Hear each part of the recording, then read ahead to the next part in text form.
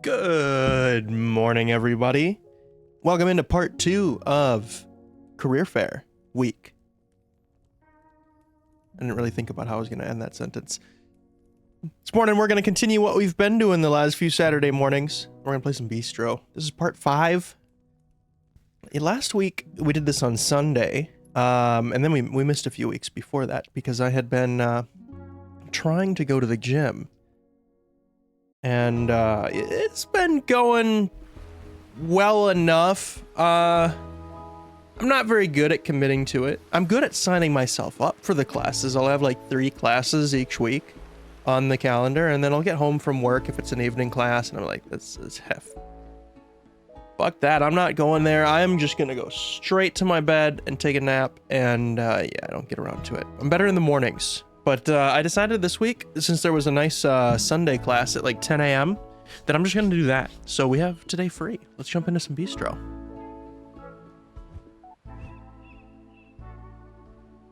I should clarify that after last week's stream, or at least sometime during the last few days... Oh shit, I missed my second click. I was trying to work on some OBS settings. So I was using this game kind of running in the background to kind of visualize what things would look like.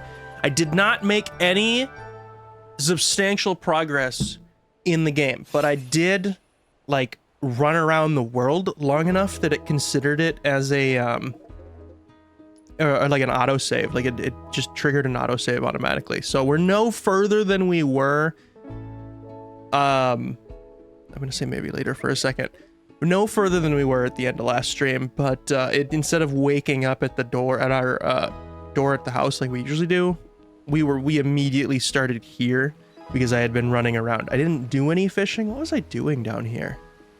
I had a purpose for being down. Oh, I was trying to get screen grabs of different things that I thought would make maybe a decent like picture for like what do you call it, the thumbnail for the VODs, and I thought that he was so cute when we catch a fish. He looks just so happy with himself. I tried to catch an image of that, so that's what I was doing. So I apologize, but hopefully things look a little bit cleaner. I've been working on trying to actually put the bare minimum effort into...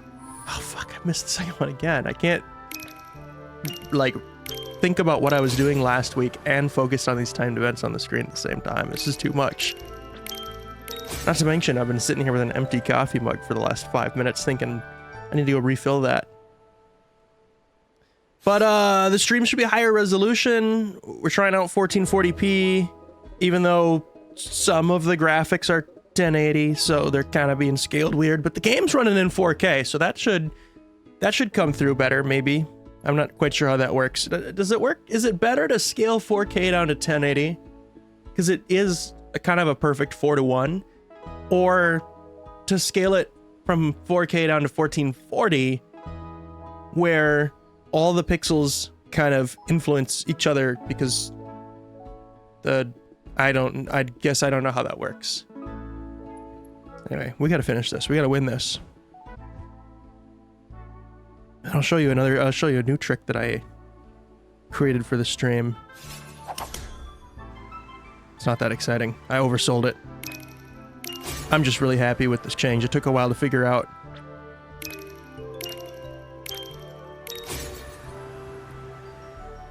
More round? Yep. Okay, so I don't know if anybody else has noticed, but it's bothered me.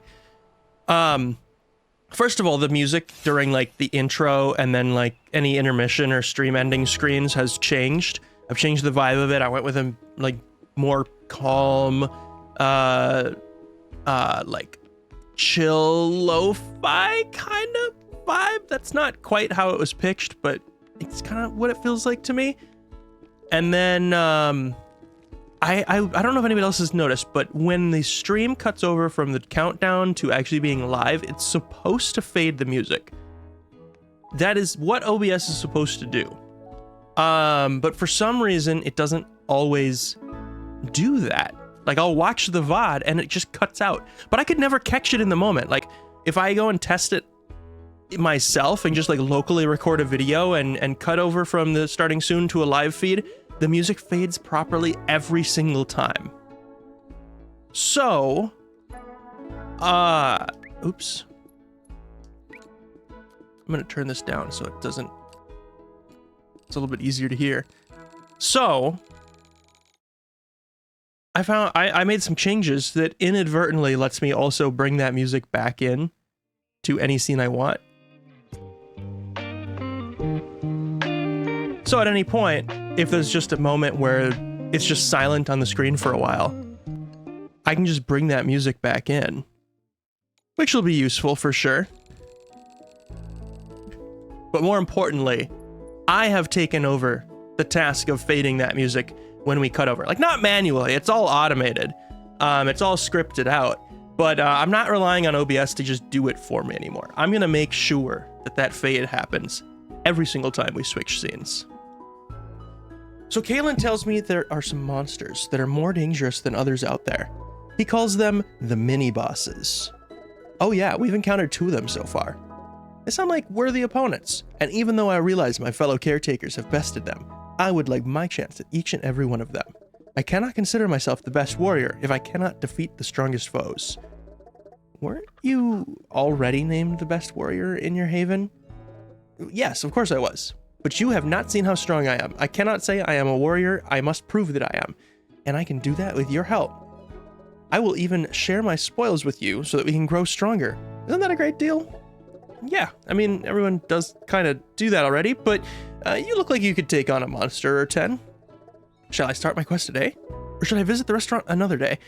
So let's see. Last week, we ended with doing one more run with... Oh god, I'm gonna forget his name and chat's gonna hate me. The first hero. I'm just gonna say that. I can't remember his name, I'm sorry. And we went back to the first location and we got a bunch of achievements done. So yeah, I think we're good today to try and push towards endgame here. Which would mean, yeah, Azure, let's run it. Oh my god, there's so many objectives on the right side of the screen. It's taking over. You, what's your name? Oishi! I'm so sorry. The bell thing I made is so cute and handy. If I ever feel like I shouldn't push forward in a venture, I can just give it a ring and a crownie will bring me home. We've actually never used that mechanic. My stomach is grumbling. Can I come by today? No, not today. Sorry. All right, let's take care of some crops.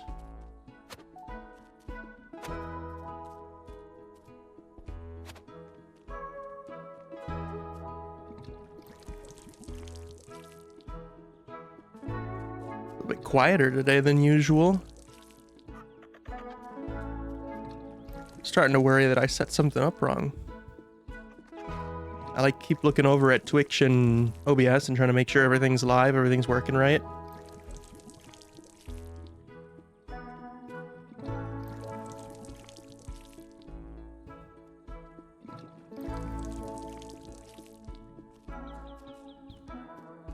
If I look at the dashboard on Twitch, it says that there is this is new since, well, within the last few months, because it wasn't, I took a little break and it wasn't there last time.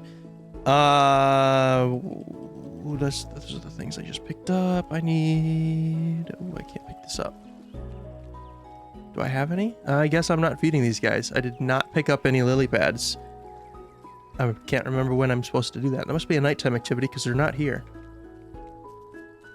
Anyway, there's a new thing in the dashboard. It shows what my max horizontal resolution is and what my max vertical resolution is. So I clicked on that right as the start time countdown. Sure, that's what we'll call it. Was running, and it looks like they're adding official support for the what's it called, like the atrium, or I don't remember, atrium vertical plugin, which is interesting because I had the vertical plugin installed on OBS a long time ago, and I thought it was kind of like there were some imperfections to it. It was a little jank to use, and it stressed out my system quite a bit, because you had to now like do like what's it called, render or whatever, 2 different streams at the same time. So it's like, this isn't worth it. I'm really only using it to create like clips that I want to publish on TikTok and whatever later. I'm just gonna pull it out. Plus, I didn't know if I was gonna get any like long-term support, if it was gonna be something that stuck around and stayed updated for a long time, because it was made by like this one creator on YouTube or some, I don't remember his name, but some guy who's been like streaming for a while and was doing all sorts of little projects. The music in the background during the opening scenes and whatnot is from his free library as well, which is really cool. I love that he's doing all this stuff, but you never know, you know, if someone has like a passion for something like Twitch streaming and then they start to expand into different aspects of that, like creating OBS plugins and whatnot for other creators to use, is it going to be something that they maintain long term? I don't know. But yeah, it's officially supported by Twitch now, and like if you click on the thing in the dashboard, it links you to documentation on how to install that particular plugin and get it set up. So I guess I'll be doing that later. It's kind of interesting how I was kind of already there and could have been ahead of the game, but pulled out. Never pull out, kids. What was that? It's sparkling. Why is it sparkling? I guess I have one in my bag. Oh, it's free. Is that sparkling? I mean, I'll take it. Is that the thing is that the thing I asked them to pick up? Did I forget to come here and pick it up last time I had them pick something up? Hi, Kulan. Welcome into chat. How's it going? How's your Saturday treating you so far? How's the stream look? It's the preview's a little choppy on my end, but I don't know if that's just because I've set the preview to run at 30 and that's just how it's gonna be, or if it's actually having issues coming through. I mean, all the stats look fine,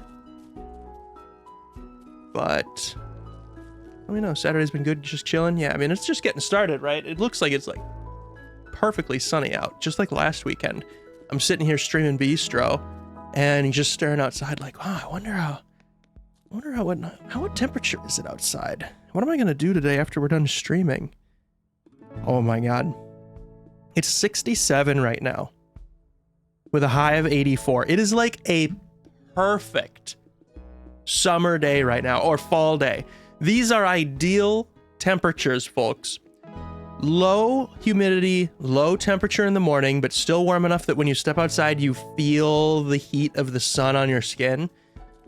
And then it gets just warm enough during the middle of the day that it feels like a summer day, but it's not like hot and sticky and gross. It just feels good. And then it's gonna cool down in the evening. It'd be even a good night for a fire, maybe, depending on how cool it gets. I didn't look that late, but if it gets down to around the 60s again, it'd be perfect. All right, I need to figure out what it is I'm trying to do. I think I'm ready to open the shop, but then I turned away and started running in different directions because I was like, maybe I'm missing something that I should do during the morning. Loki, welcome in. How's it going? Is any of this worth buying? What? Wait. Back up. That was the upgrade? No, this was for something else. Oh, I accidentally scrolled too far and was highlighting something I already purchased. Okay. Oh, hi. How did you get here? I have one grub and you can have it. I have oh, I forgot to feed the cows.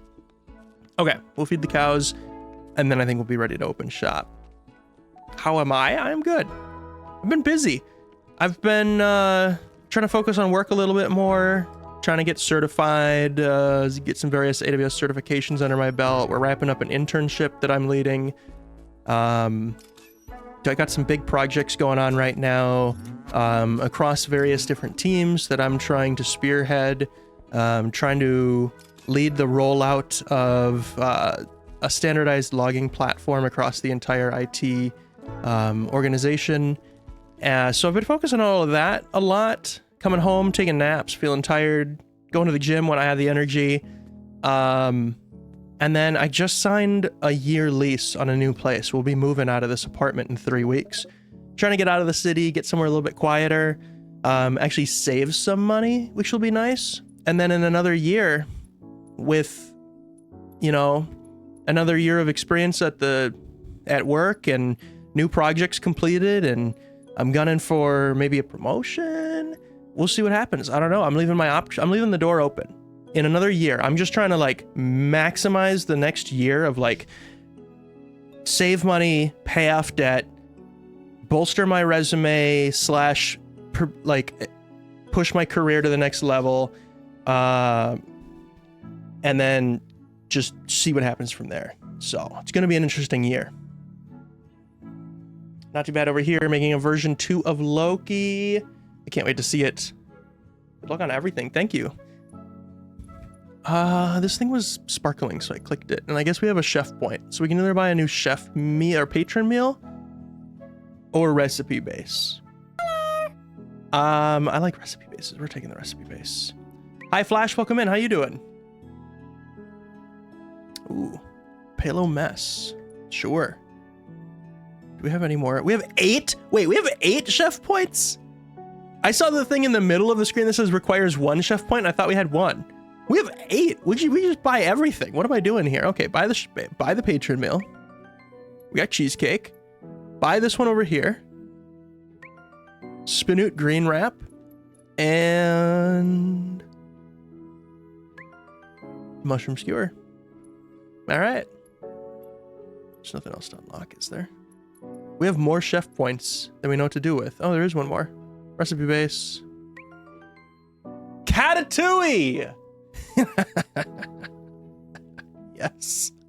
I love that. During AC, we watched the entire Ratatouille movie in the hotel room with like 8 of us in there. We ordered a whole lot of pizzas from this local place, and we just had pizza and Ratatouille night. It was amazing. So I've got Ratatouille on the mind. That's perfect. Speaking of pizza in Pittsburgh, though, particularly next to the convention center, I gotta Google this. I gotta figure out the name of it. Give me 10 seconds. I would do this on my computer, but I don't actually know what I have.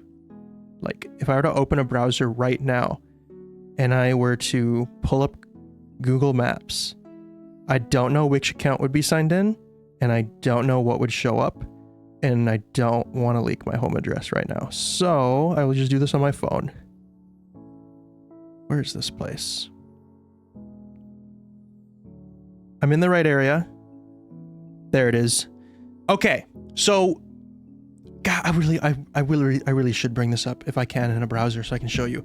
Here's what we're gonna do. We're going to switch to just showing me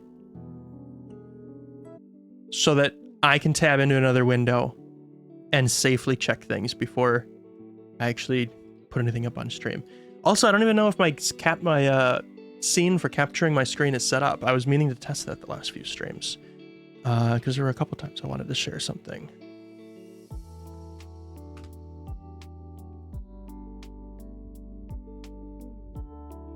Okay, I'm signed into...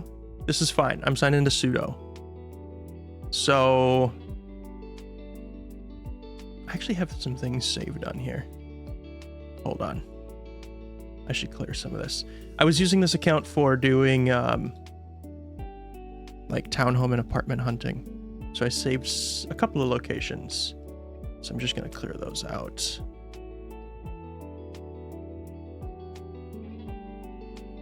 Keep you guys guessing as to where we're going. I won't keep clicking. I think this is good enough. Okay. So, moment of truth. Can I capture my screen? I can. Look at that. I know how to do some things. Oh, crap. But what's the search? I didn't try clicking on the search bar. All right. So, I'll bring up the satellite. Bring up Pittsburgh. All right. So, if we zoom in here, the Anthrocon takes place at the David L. Lawrence Convention Center right here, right? And they have hotel blocks that are all around this entire like triangle in between these rivers. And we were staying at the Wyndham Grand, which I loved, for the record. I heard a lot of complaints about the long walk to get to the convention center, and also the shuttle was hit or miss. I never had a problem with the shuttle. Map, yes, map. And also, this hotel is right next to the Point State Park, which is where they do their 4th of July celebration.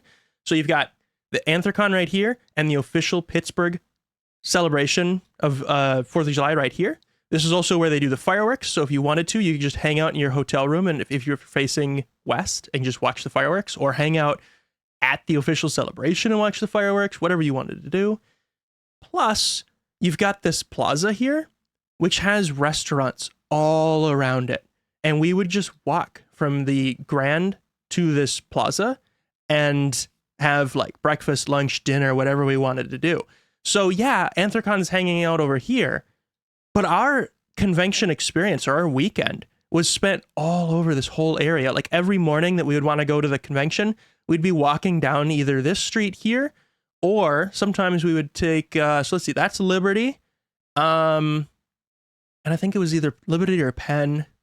There wasn't really anything over here. Walking along the river has its own merits. It's nice. It's a good view. But Penn and Liberty both have different restaurants along them and different coffee shops. And I swear we found like a half dozen, like 6 different coffee shops that we could stop at every morning. So we made it a plan that every morning we would get up in the Wyndham Grand. We'd walk. We'd pass any coffee shops we've already been to. We'd try a new coffee shop each day. And then we'd go to the convention center. And then at the end of the day, we'd come to the square, we'd have dinner, whatever, and we'd end up back at the hotel. It was perfect. I loved it. Also, this is what I wanted to show. Right across from the Wyndham Grand is the Sly Fox Tap House. The Sly Fox Tap House. Okay? Hello, I'm a fox. It's AC. This is where I want to be. This looked so good to me. I was like, okay, what is this? I want to go check this out. Slyfoxbeer.com. All right. What are you? Tell me more. I'm interested. You have beer. You have cocktails. You have pizza, if I can figure out where your menu is. When we looked up like places we could get pizza from, this came up. Now I'm not seeing it.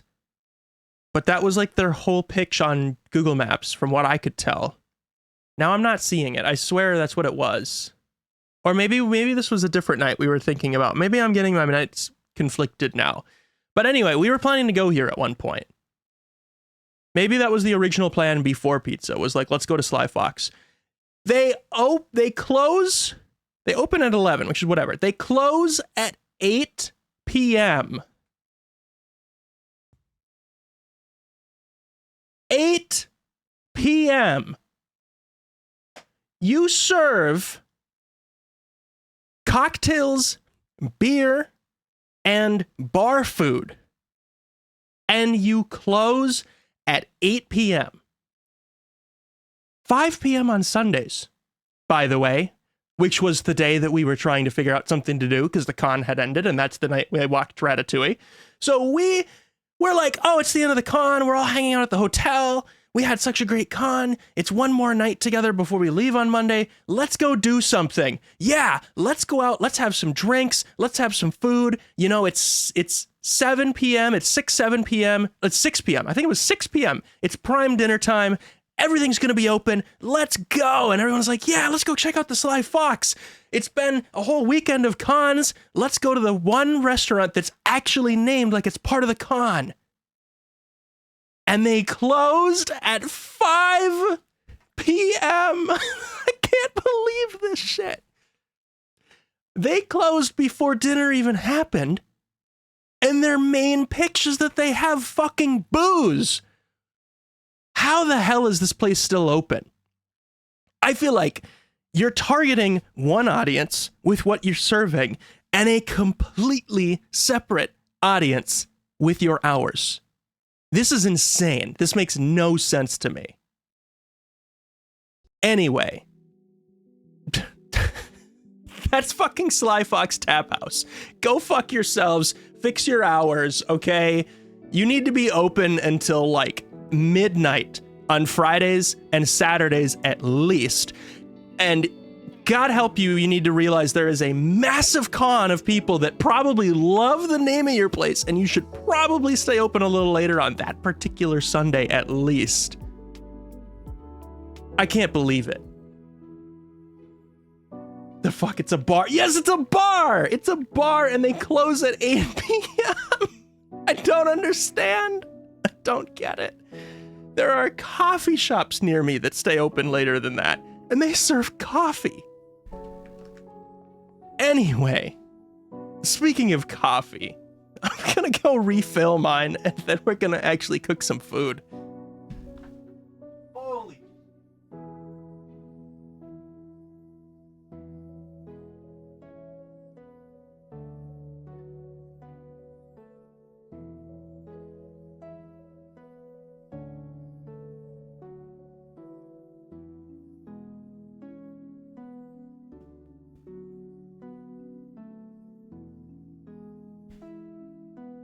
I'm so glad you understand me, Loki. And Kulon, I know you're probably well into your lurk by now, but I appreciate the lurk. Let's see here. Okay. So, I walked over to the kitchen like a dumbass because we haven't opened shop yet. What do we need to do? We need to protect the spirits. We need to light the remnant of them in the Mojave Desert. That's what we're working towards. Complete the Mojave Desert sealing ceremony. Okay. We still need to find a bunch more spirits, which I feel like we're probably supposed to have done by now. I just have this gut feeling that that's intended to be completed a little bit earlier than the main objective. But I'm still not sure like exactly how to do that. And then we need to help Azure defeat every mini boss. Defeat Flamatito, defeat the Cranberry, and defeat Crystalline. Okay, so I think we have an opportunity here. Since Azure wants to go back and redo all of those other bosses, which, by the way, feels like a cop-out to just make your game feel like it's longer and has more content than it actually does, because you're forcing me to repeat content. But anyway, I forgot he was going to lay me an egg. This might be an opportunity to complete the searching for the spirits task as well, though. So, you know, maybe there's something to it. Maybe that's intentional. I think we can knock out two birds with one stone here. But I do want to check what it is that I still need to get done. I need to collect 6 more eggs, so that one I just picked up probably helped. I need to create some more treats using the tornado. There's 3 more fish I need to catch. I need to sell $500 worth of ingredients. We could probably just knock that one out right now. Fill every space on the mise en place board. A bunch of stuff related to further adventuring. Leave a venture using the cowbell 10 times? Why is my button not working? That's not the right button. One of my buttons doesn't work. There we go. I need to purposely leave a mission like 10. I don't want to do that. I've been purposely avoiding doing that because there's a penalty for it.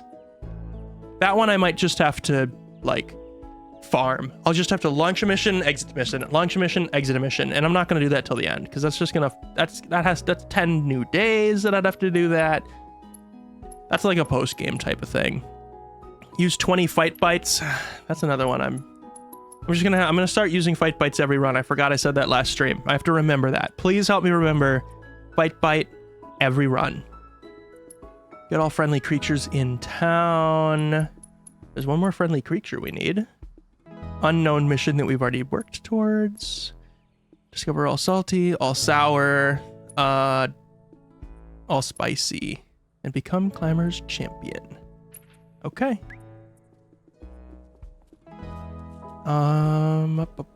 So sell, we can do the sell right now.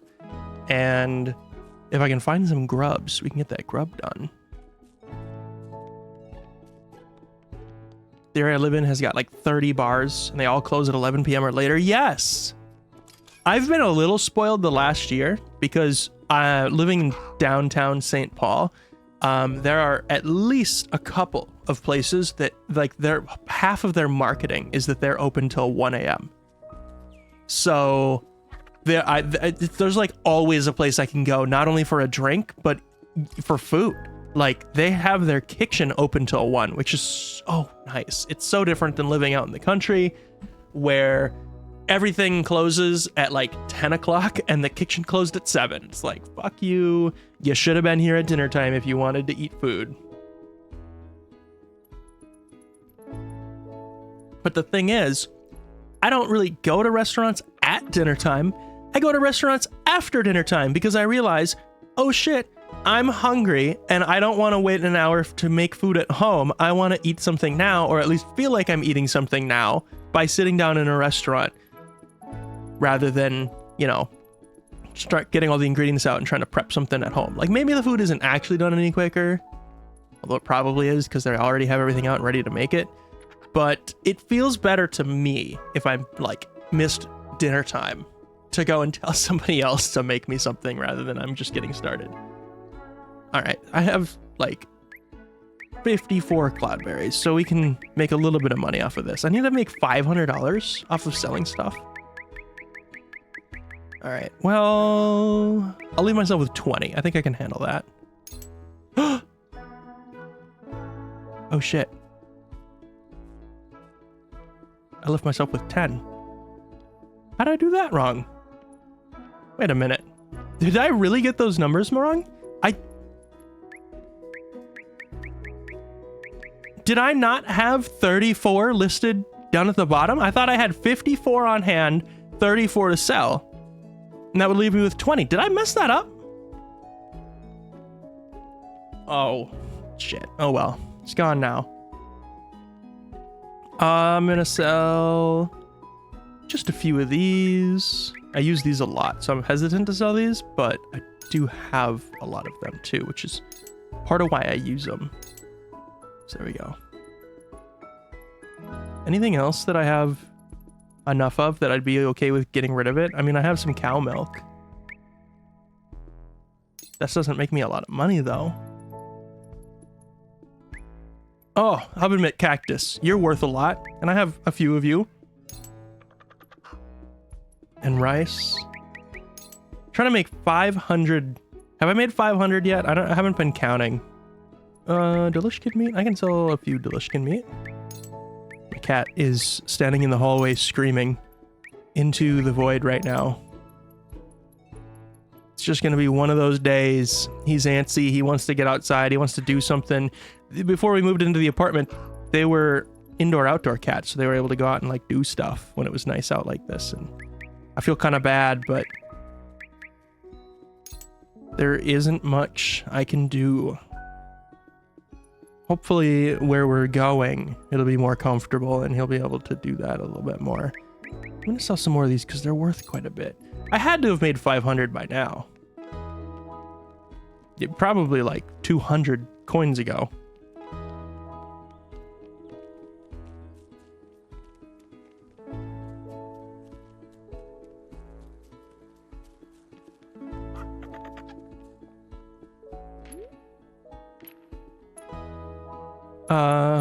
Yep.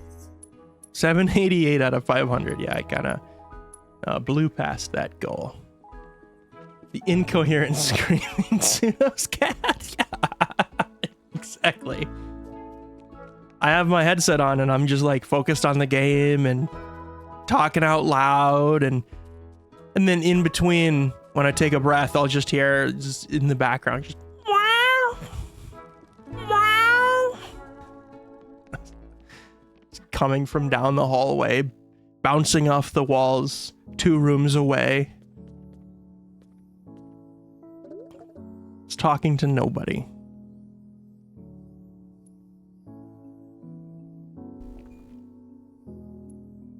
Alright, so now that I've sold all my ingredients, I don't have any like super high crazy numbers on here.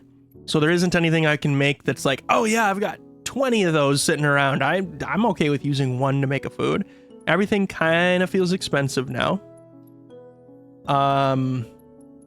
Which maybe is the more intended way to play the game, but this one in particular, actually, uses a lot of ingredients that I kept a lot of and is today's special, so we'll definitely go with that. And then I need just a little bit more points to max out my restaurant appeal. I'm not too worried about it. Let's focus on making as much money as I can. This is my most profitable dish, so we'll do that today. And then all these 50s. Are these sorted? These are just straight up sorted by how much money they make me. Okay. So, and they're all 60 seconds as well. We'll just go with that. And what else do I have? Like a good amount of that makes me, I guess we can go with the stuffed mushrooms. That maxes out profit. Okay. Done. Let's do it. Hey, Pseudo. Hey, Bendio. Welcome in. How's it going? How's your week so far?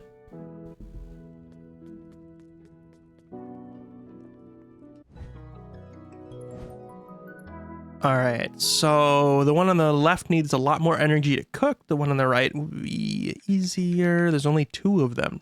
Looks like there's no middle pot. Oh. Both have a small range though, so we'll just get that started. Wait for this to come out of its range. I think we're good. I think we've got this one in the bag. Gonna wait. Oh no, you dropped it. It dropped. I didn't tell it to drop it. It just kind of did it on its own. So that's the key to that one. At least, I don't know if it's RNG or whatever, but the thing that tried to screw me at the end was going over the save threshold. If I had kept just holding the hand over the pot, then it would have actually stopped cooking because it would have had too much fuel, I think. Pretty sure it can go that high. So wasting ingredients is a strat. I'm great. I went kite surfing. Ooh. Kite, that sounds fun. I've never done anything like that. I've never done anything like crazy, active, like, I don't know.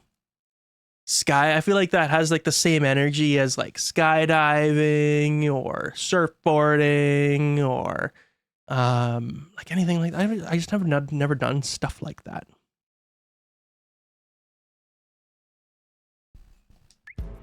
Oh, this is the one that's, oh, it is timed. It is timed. Okay. So it's, I had this one once before and it threw me for a loop. Because I'm used to them sitting still, and the only thing that matters is... Oh, shoot. Okay, so I can't just hold it.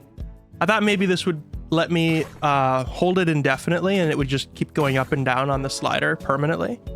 That does not appear to be the case. Oh, we got a middle one. All right. Crap. Which one's going to light up now? Oh, I guess we're done. That was my last... Okay, I got amazing. That one is strange to me. I feel like it changed out of nowhere towards the end of last stream. It went from them sitting still and it just being a matter of like how fast can you throw them to now they move around, and I'm still figuring out the mechanics of that one. I didn't know there was a timer. I ended last time thinking, oh, because they move and because you're limited on how much you can throw, they've changed it from being time-based to being ammo-based, but it looks like it is both. It does have a timer. And you're not able to just indefinitely hold the throw button until you're ready to release it. So there's a few different elements at play there of making sure you get all the timing right. The one that's lit up as the bonus thing is going to only light up for a few seconds, and then it's going to change. So you got to make sure that you haven't waited too long, because if you're waiting for the perfect moment for it to be centered and to time your charge right, by the time you're ready to actually throw, maybe it's going to change which one is the bonus ring. So, I don't know, lots to think about there. And I did not prep. I did not read the room ahead of time, so I might have just screwed myself. We're going to get rid of these. We're just going to get these done, because they're both in the back, and then I will never see that dish again. All right, I think we might be good.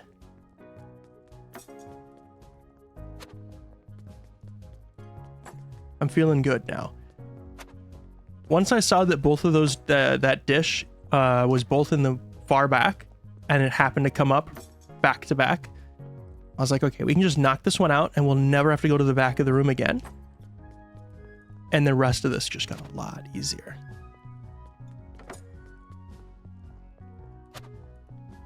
Where are you? Okay. So tell me about kite surfing. Tell me exactly what it is, how it went. Would you do it again? Nice. Just made a lot of money. We got 2,400 coins.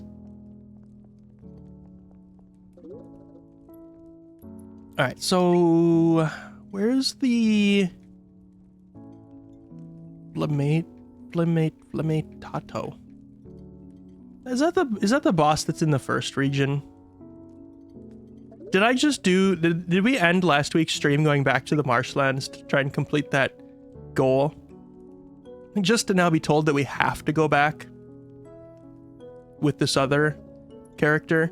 We're not going to go to the marshland. We're going to go to the Mojave Desert, and then if there's a boss missing from that run, then we'll go back and we'll do... Reluctantly, we'll do the marshlands again. That's what I was worried about, Loki. That's what I was worried about. Okay. Well, we're not going back there right now. We're going to the Mojave Desert. We will start at the beginning, though. I do not remember exactly what enemies we're going to be running into, but I see you want to start with a minion meat rice bowl, which I'm not a big fan of, because that gives us some pretty... shitty cards to have to start the run with. I might not... What is the benefit? What is the bonus of giving them their desired dish? It like increases your relationship with them or something? I can't remember the specifics of it. Resume, restart, options. I don't remember what it does. I need a guide. I need something or somebody to tell me what the benefit of giving Azure a minion meat rice bowl is, because I don't think I'm going to do it. I don't really want those cards in my deck. I think I actually want to start with Catatouille, which is going to use all 3 of the pine squash that I have, but I'm going to try and do a complete Mojave Desert land. Mojave, I don't remember what it was called. I'm going to try and do the run of this region from very beginning to very end all at once. One complete run. Builds a better relationship, and the better relationship gives buffs. Okay, so what kind of buffs? Because I don't think I'm going to do it. I think I'm going to use this instead, so we have 3 high-value bitter cards.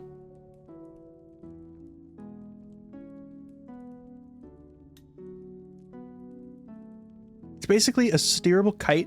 And okay, it is what I thought then. That's what I was picturing. You use it to the wind to pull you forwards. It was awesome, and the plan is to do it again? Hell yeah.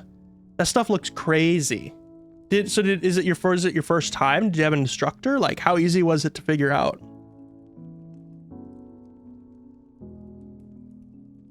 Attack buffs. Well, where does that, like, show up in the GUI? How do I know whether I have an attack buff because of a relationship? Because of a good relationship. Like, how do I do that? 20% chance of being destroyed. No. Amatato. Yes. If I put it next to these guys, it's gonna be way too much. But I think I can squeeze a couple of these in the corners. So the Amatatos will enhance the Catatouilles, or the pine squash. Be maybe decent if I had one more of these. So the salty enhances the bitter. We have 3 and 3. Sweet is enhanced by spicy, so it'd be good if we could get some spicy on the dish, or on the table. We've got 4 of these, 1 of these, and 2 shrimps that we can work with. So I could put this guy here. this guy here, this guy here. So now we've got spicy and sweet. They work together. We've got bitter and salty. They work together. And then the only question is, what do we want to do with our last 2 slots? First time we had, it was your first time and we had an instructor. That, I'm not 100% sure how to get it from there. Well, thank you for the information. That does help me. That's kind of in line with what I was thinking. I'm just not sure like how critical it is and what I'm giving up by not giving Azure minion meat. But we'll worry about that in the future, I guess. It was your first time and you had an instructor. Well, I'm glad you had fun. It sounds like a really cool thing to do. I think I want to do it now. I'm going to find a time to do it. Find some people to go do it with. I think that's the like biggest challenge is for me. It's like finding people that actually want to go do stuff like that. So I'm kind of jealous that you actually had like family or friends that were willing to go do something like that out there, that interesting, that physical, because it requires the right type of person, right? Like I'm thinking about like I got my mom in my life, but I don't know if she'd be up to do something like that because it's pretty physically demanding and she's trying to settle down, trying to calm down a little bit. And then, you know, if I'm going to do it with friends, I got to convince them to get out of their comfort zone and to want to travel and everything. And there's just a lot of hurdles to like doing something like that. It was very tricky, but I did manage to get a run where I went a good couple of meters. Hell yeah. Yeah, you got to do it again then, because you just got the foundation down. You just got the basics of like, what does this feel like to do? It's different. It's new. I'm trying to use tools in a way I'd never had, that I'm not familiar with. I'm trying to have my body do something that it's never done before. So now that you've got like the general feel for it, you definitely got to go back, because I think the second time is where you're really going to see yourself blossom and like actually be able to get some good distance on it.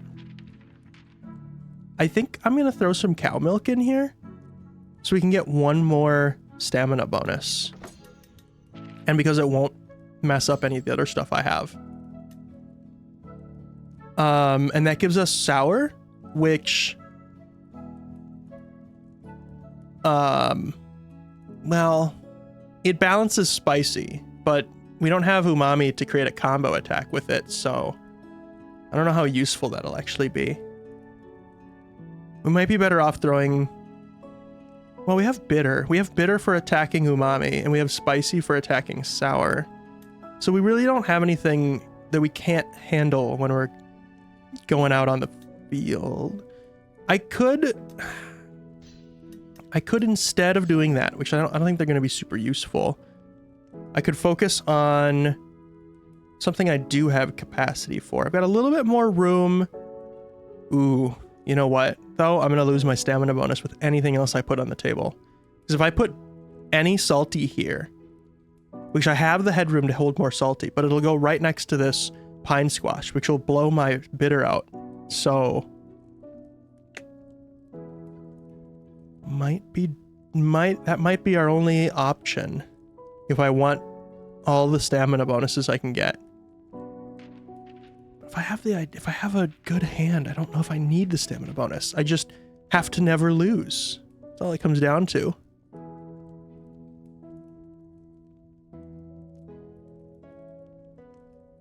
Unless I put like a single umami card here and then a single sour card. I don't know.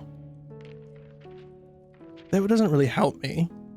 The umami cuts down on the bitter, but I can't leverage that. I can't do anything with that because I'm already out of space. So, like, it's the same end result. This one's actually slightly worse than the other one because now I don't have a bonus from putting these here. Yeah, I think I'm going to go with the cow milk sour bonus, and they're just going to be the one bad part of my hand. When these come up, they're just going to kind of get in my way. But it is what it is, I guess. It gives me a stamina bonus.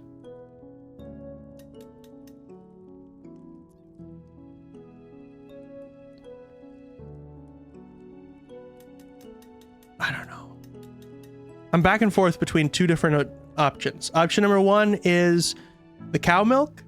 So I have 4 stamina bonuses, but I have 2 cards in my deck that don't complement other cards and won't really be useful to me. Or I take the cow milk out and I put something like, let's see, 1 more salty and 1 more bitter, maybe? Let's see what I got. Oh, yeah, no, that won't work. If I put, like, bloom shrooms here, for example, then I lose 2 of my stamina bonuses. So instead of 4 stamina bonuses, I only have 1. But now every single card that I have in my deck works with other cards in my deck to create powerful attack combos. And I might be able to do it slightly better than that. I don't know. The only other thing is these are light. Okay. So that can't really do much about that. They're already light. So yeah, there's no way that I can do this without losing my bonus, I don't think.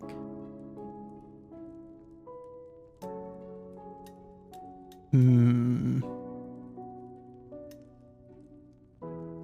know this until like a minute ago, but the word umami is the Japanese word for savory or delicious. Yes, it is a good word.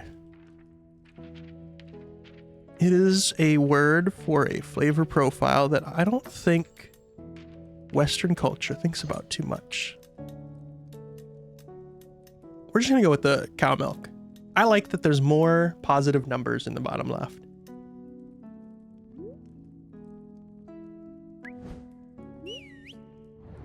I struggle to kind of understand the concept of something tasting umami or tasting like it's not, if I remember correctly, it's not a perfect translation to savory, because we don't have like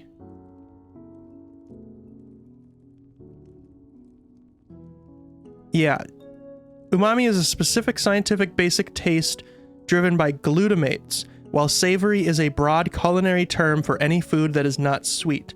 All umami foods are savory, but not all savory foods have umami. Umami is the 5th basic taste alongside sweet, sour, salty, and bitter.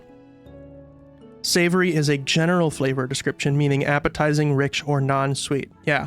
So I struggle to wrap my head around the concept of umami. I understand when someone says something is sour, what to expect. When something is sweet, what to expect. But umami is not a word you hear used, at least in the US, like ever. So I can't like picture or imagine what that taste is, even though it's supposed to be one of the 5 basic tastes. It's really interesting to me. You just think of like soy sauce. I mean, yeah, true. Yeah, that's fair. And see, my brain would immediately try and explain the flavor of soy sauce using any word other than umami. I'd be like, well, it's got a little bit of a sweetness to it sometimes. No, it doesn't. And it's got a little sour, and see, none of the words work, right? Because it's umami. But I'd be trying my best to find something else to use to describe it, a word that I'm more familiar with. All right, so it's time to close up shop and go on an adventure. And remember to bring a fight bite and use it. I need to do that.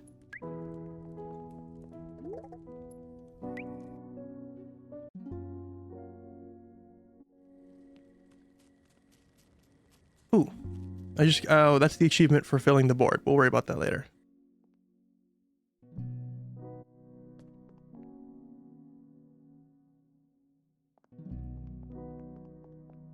All right. You'll never believe what I saw. Did you have fight bites? You had, can I use 3 fight bites in 1 run to work towards that goal faster? What did you have?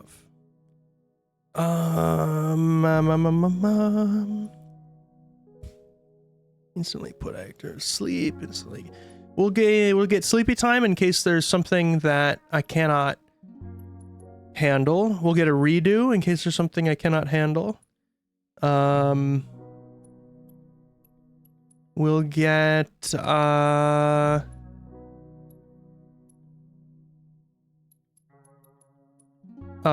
super health bar in case I'm about to die. Ooh, but that means I'm gonna have to use the super health bar even if I don't want to use the health bar. Super health bar. Because everything I put in my pocket, I plan to use by the end of the run. Like, that's my goal to accomplish this achievement, is to use all 3. I'll just take an attack snack.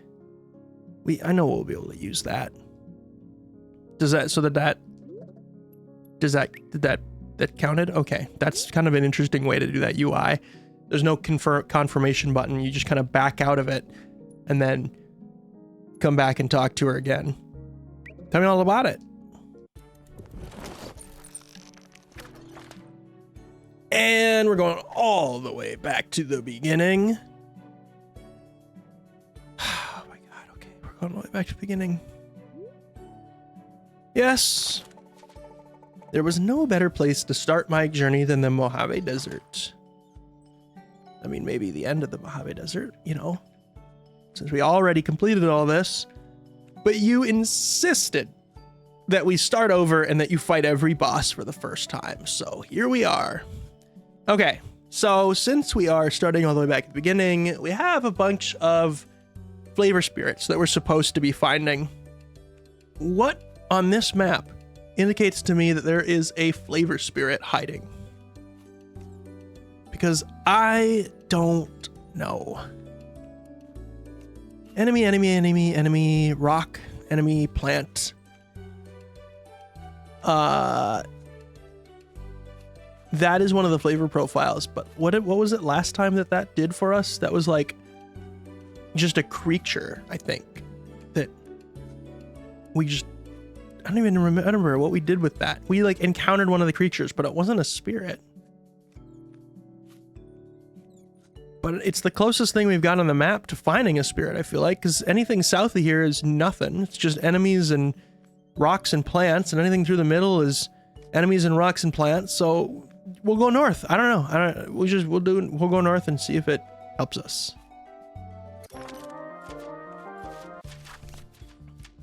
Look at the bright colors of this deck. This is my first time having gold cards. This is the first time having spicy cards. And this is such a pretty color combo. This particular gold and this pink and this blue.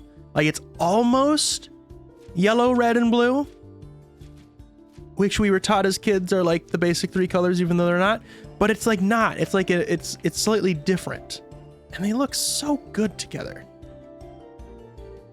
Anyway, we've got a sweet, so we can either balance them with a salty, or we can just attack sweet with sweet.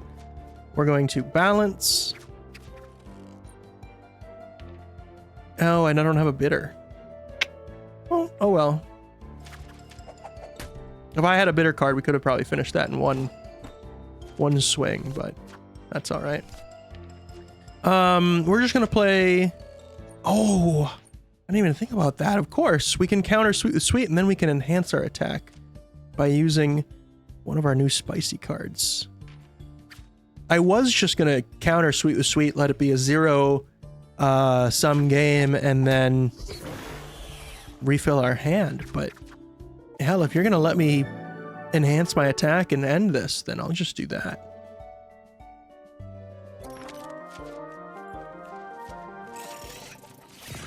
Remember your training. All right, this is easy. You guys both played sweet, so I can counter both of you with a salty, and I can enhance my attack with a bitter, and 15 and 13 are definitely gonna end this right now.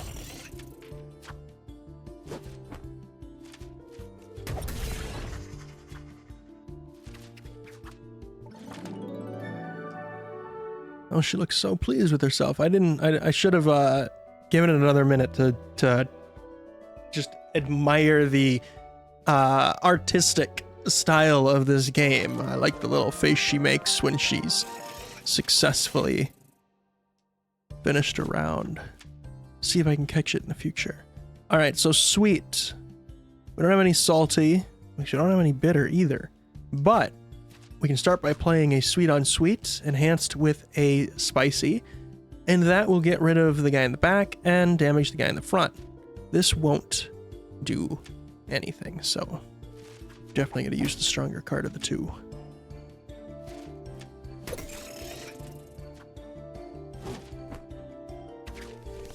Oh.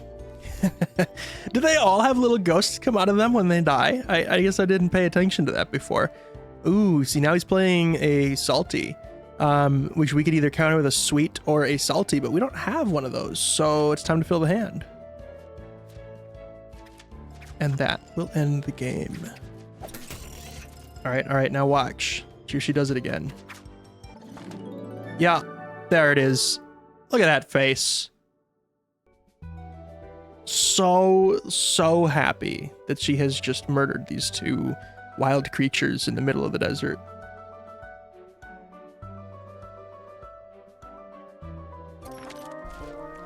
I've got this. Face palms in front of your enemies covered in barbecue sauce. Hi, Shadow. Welcome to the chat. They do. What does? I don't remember what I said. I feel like I read that chat 1 minute too late, and now I can't. I don't know what I said. Oh, the ghosts. They all do have ghosts? I never paid attention to that before. Okay, so we can either counter with sour. This is my sour cards came up. This is like the only time that these sour cards are going to be useful at all, so I'm going to use them. The little ghosts. Yeah, I'm going to watch for the ghost on this guy now.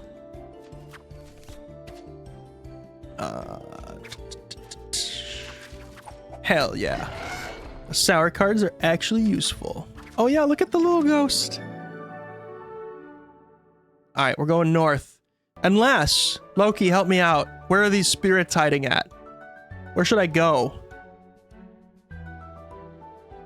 Or does, I'm guessing that there's none in this area and it doesn't matter. But like, I don't get it. Where are they gonna be? That's another flavor profile right there. That's gotta be them. It's gotta be those things, right? There's 3 different flavor oh no, there's a repeat right there though. That one also shows up here. It's gotta be those though. What else would it be? We're gonna go to each one. We're gonna go up here and then we're gonna come south after this first boss. We're gonna hit this one and then we're gonna go north after that and we're gonna hit that one. And if we don't have 3 flavor spirits by the end, then we're done. See, so I thought I was on the same page as you. You said it looks kind of like a ram's head, I think. You're talking about this icon right here that I have highlighted, I'm guessing. I thought that was the head of a spirit or like the face of a spirit too. And it's like, that's where you're supposed to go. But, oh, we have resources. That's actually the icon for one of the flavor profiles, which I can't show you until I'm done hammering this rock.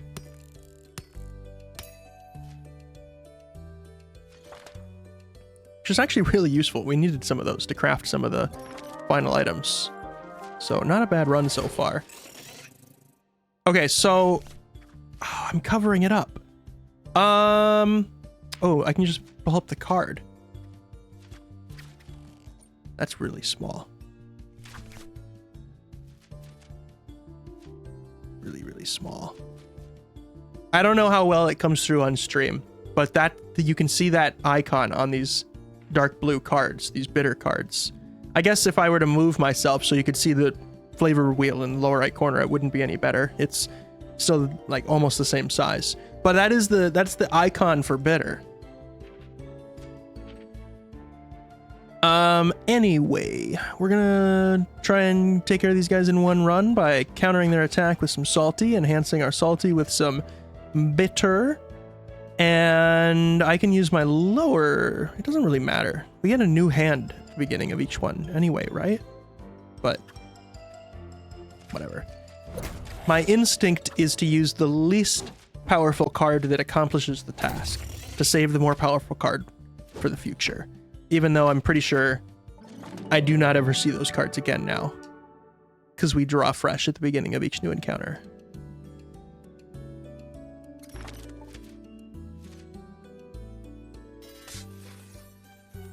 Have you guys been watching I'm getting distracted.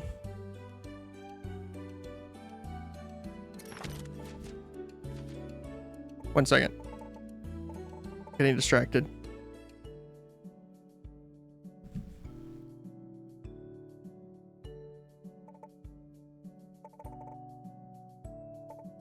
Okay, first of all, is this a spirit? This is a spirit, right? Does this count as catching a sweet spirit? Distract the fox. I'm sorry. I got something on my phone here. We're gonna increase our attack power. Yeah, for the rest of the run, we'll be able to do one more base attack.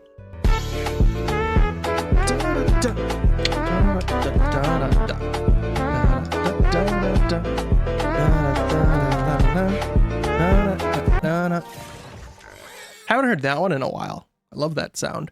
I love that animation. I should improve that redeem so it actually, like, eventually I will get a 3D avatar, and then that redeem will actually make Pseudo do the rat dance. Done. It will be a thing eventually. Anyway, what I wanted to ask is if any of you guys have been watching Cinder Shadow's streams recently. He's doing something really interesting. I've been kind of fascinated by it.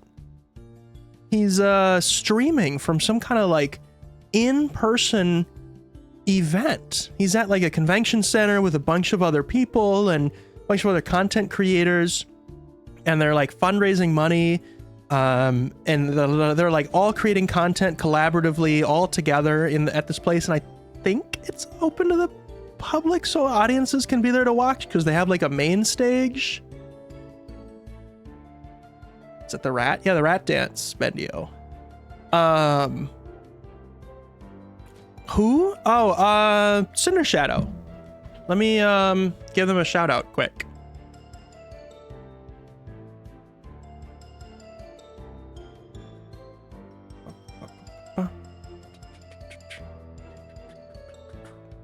Sorry. I'm slow at this. Been a minute since I've done one of these, actually. There we go. Good, my command still works. I was trying out something new there too, where I knew the game was gonna mute when I switched over to the other tab, so I tried turning up the music. I'm not sure I liked the way that faded in and out, but I'll keep playing with it. It's a manual slider here, so I can just kind of do it differently. Nope, I am utterly confused. Okay, we have two different conversations going on. We're talking, the rat dance sound was redeemed, and I don't know if that's what you're confused about, or then we switched gears and we're talking about Cinder Shadow's stream, which has nothing to do with rats or the rat dance. But he's been doing some really interesting streams recently, and it's cool because, you know, like a year or two ago, I feel like he was just getting started on streaming, and we were collaborating and whatnot, and it's cool to see someone, one of my peers, one of my personal friends, kind of like go on to do big cool things and things that I've never even heard of, like an in-person fundraising event. And they're like putting him up on main stage and having him like dual stream to his personal channel and also to the like official events channel at the same time. It's like, I feel like I'd be so scared to do that. Like all eyes, I know eyes are on me no matter what, like that's just part of streaming, but there's just something extra about being up on stage and like having your content like represent a bigger project. It's like, it's kind of scary. So like, good on him. It's really cool. Yeah, no, I thought their OC was a rat. Oh yeah, no. Nope. Cinder Shadow is a pretty bird. All right, so what do we got going on here? We got a sour in the front. We got a sweet in the back. I cannot attack both of these guys at once. But if I was smart, I would use something at this point to change that. I could use maybe the right item to make one of them redraw a card, or put one of them to sleep so they don't attack me. Or I could probably have an effect on a card that would do something, do damage to the enemy in the back when it does damage to the enemy in the front or something. There's more strategy to this game than I'm willing to put effort into. Unless I use my sleepy time. But I'm just not that worried about it. The guy in the back's not going to do that much damage. I think I'm just going to brute force my way through this one. We're going to start with taking care of the guy in the front.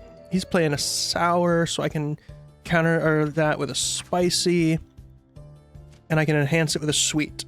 Unfortunately, even though I'm playing a sweet card, it doesn't attack the guy in the back who played a sweet card. It would be cool if it did, but only the primary card you played matters. So we're just going to take the 4 damage, get rid of the guy in the front. I think we'll be okay. OC, Persona, same thing.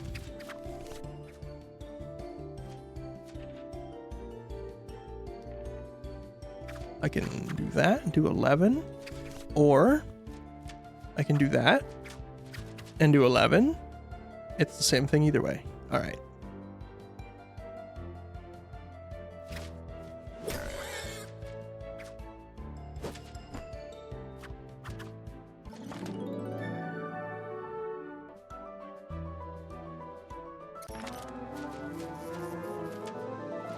A cranberry bee? I can handle a cranberry bee. Oh, not bee, bear, cranberry. That was... I did not do that line justice. I apologize to everyone who had to listen to that. All right, we're going to play a salty card enhanced by the strongest bitter card that I have. 12 damage. It's a start. It's got 45 health, so I've got a ways to go. Okay, sweet. Again, same play. And then I'm going to have to redraw. Unless he happens to play a really low value spicy card. Which he does not. Okay. Playing a sweet. I can counter that with a salty. Which is the only thing I can do because I don't have any spicy to enhance my sweet cards. So this is just going to be a wash. But we just need to start burning down the cards in our hand again so that we can then redraw. Ooh. Never mind. Might be time to redraw. There's a good chance I get a spicy card if I pull a spicy card. And if I do that, I still take damage. Yeah, that 12 is going to be hard to beat. The only thing I can do is hope that I get my salty cards and can cut that value down. We're going to do a full discard and redraw. Gamble. Ooh. That is not a good hand at all. That does not help me. Doing it again. We got a salty card. It's not what I wanted, but I should... He's gonna miss or something, or... Oh, he healed. Okay. God damn it. Now I need my spicy cards, which are way down there.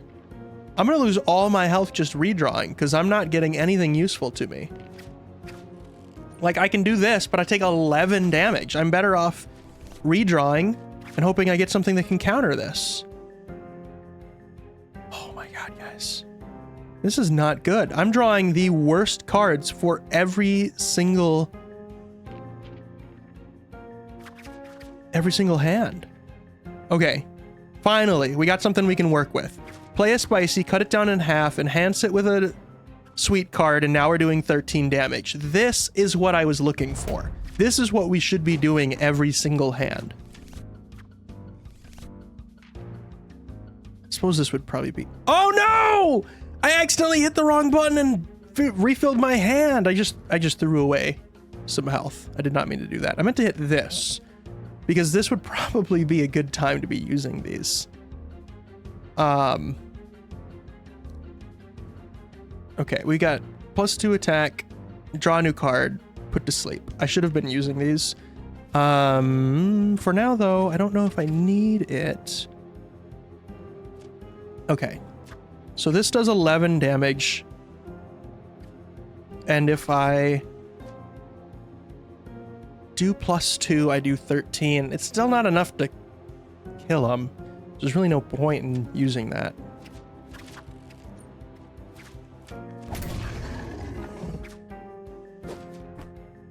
Wait, what? Wait, what? He had 14 health and I just did 11. What is going on? This is the second time this stream that I swear I'm not bad at doing math, and am I just misreading numbers? I don't understand what just happened.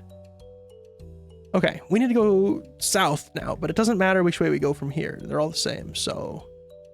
I don't know. Are they literally all the same, or is there a benefit to trying to figure out which one I've been to and which one I haven't? We're gonna take the southern route, because I feel like I wouldn't have done that before. Math can't math. I'm bad at math. Hey, Flair! Flair, was you there for that? What happened?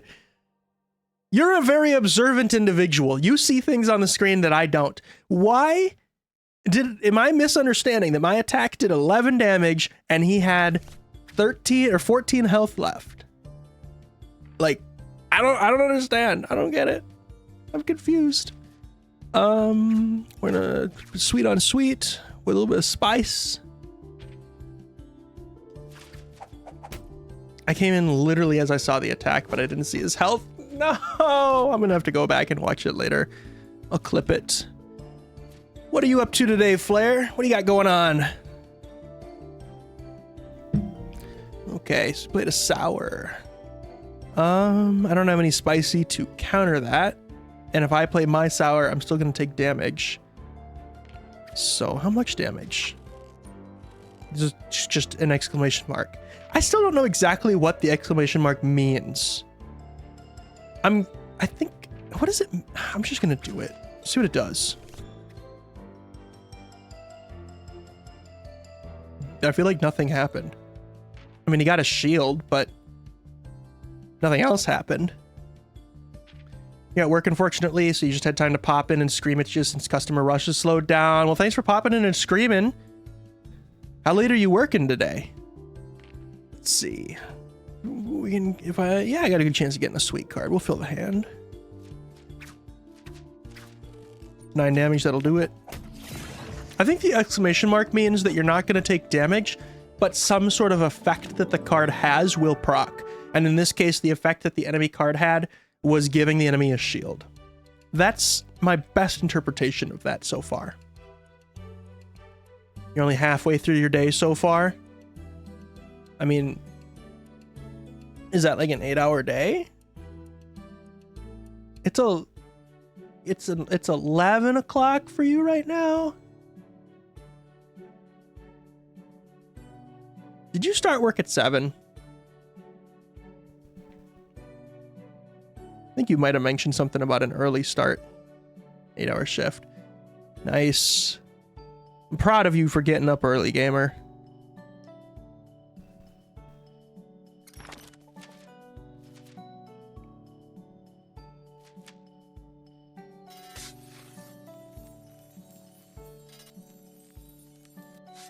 Well, have fun at work.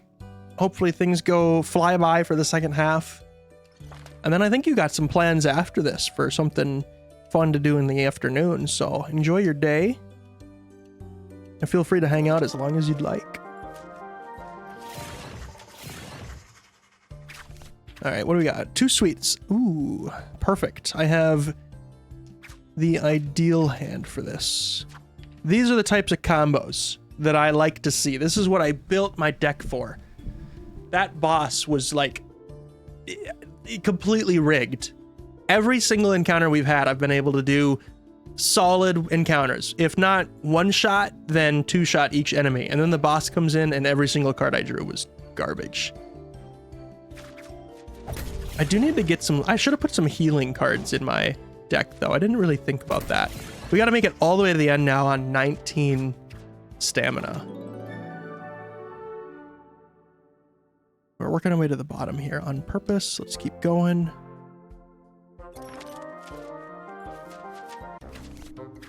Ooh, Briar Wolves. I don't think we've encountered these before. I like that character design. You're gonna be in my headphone as I work, so provide the entertainment, Fox. I'll be lurking. All right. Thank you so much for the lurk. You should come in and give us a play-by-play of any interesting customers that you have.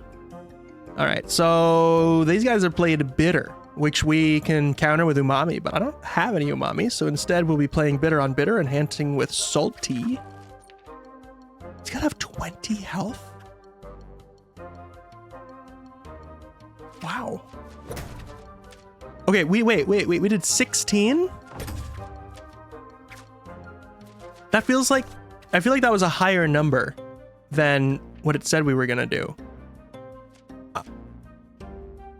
I'm clipping that. I'm gonna review that and see if that's the same thing that happened with the boss, where we're somehow doing more damage than it said we were gonna do. I'm so curious.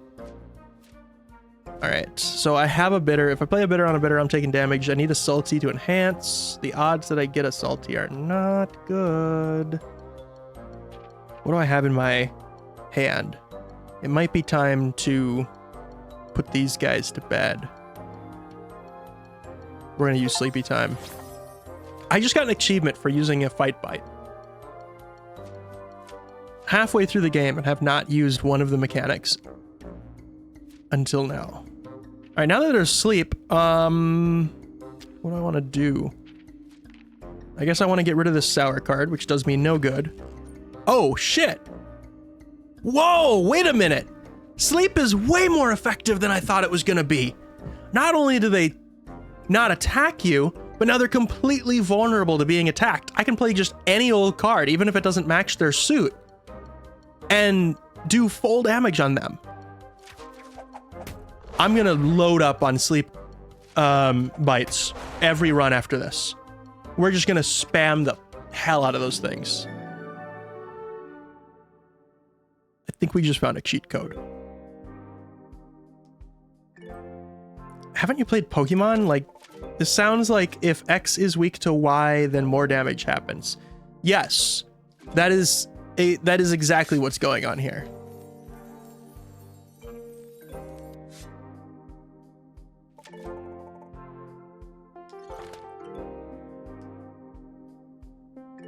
Also, the way you're talking about salty and umami and other shit sounds like you're on drugs and...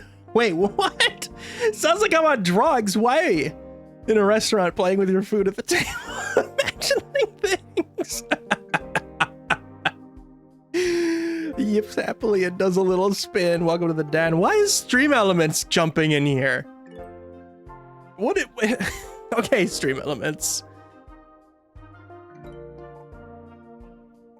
I can see what you're picturing, though.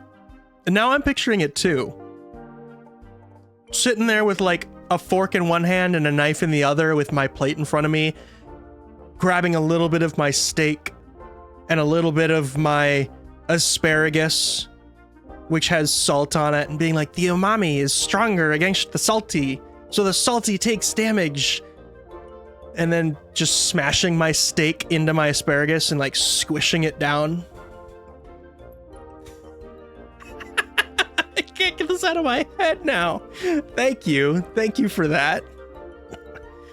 Ooh, merge 2 bitter cards or exchange better card for stamina. Ooh. I need stamina, so I might have to sacrifice one of my bitter cards. Yikes. I don't like that a lot because I only have 3 bitter cards, but I don't really have another way to get stamina. Goodbye, bitter card.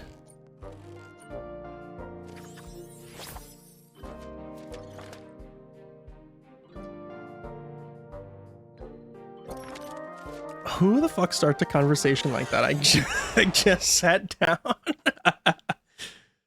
What do you mean? Everything going on here is completely normal right now. All right, bitter. We need to play a bitter against a bitter. I don't have any salty to enhance that, but honestly, it's a pretty good attack by itself. 10 damage is going to get rid of the guy in the front and half the health of the Briar Wolf in the back. I want a Briar Wolf. Somebody look up and see if they've made like physical merch for this game yet, because I kind of just want some like Briar Wolf stickers that I can start plastering on like my computer and stuff. I love that character design. All right, playing another bitter. This time I don't have anything that I can attack you with. So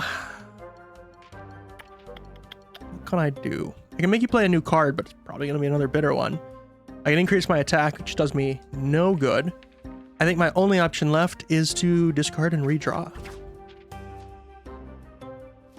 Now I have something I can work with. I can play bitter against bitter, enhanced with salty, and we can take care of that Briar Wolf.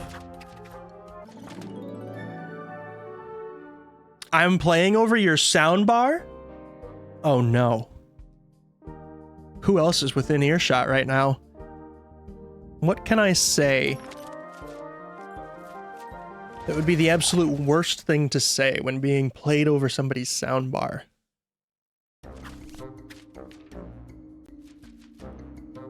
Alright, is this, what is this? This isn't a boss, but he's got 40 health. And he's playing bitter cards. I did not come prepared for all this bitter. I might be in trouble. Do I make him play a new card just to see what else he has in his hand? Let's just do it. I need to use them all anyway. Let's just do it. Okay, that reduces it to a lower value bitter card, but I still need a bitter card in order to combat that. So I guess we're just going to do a full discard and redraw.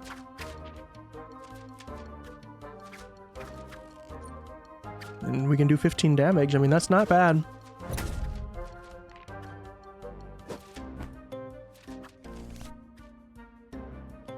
Okay, I can deal with this. Counter sour with spicy, throw a little sweet in there. Perfect. I had the ideal hand for this. And now we reach. Fuck! Okay. Now we're in trouble. If I discard and redraw, first we're going to get the cards that are already in our deck, which means we're definitely going to get a bitter. It's a bitter 7 against a bitter 8, which is good. When we're definitely going to get a salty. Salty 4, that'll be perfect. Discard, redraw, give it to me.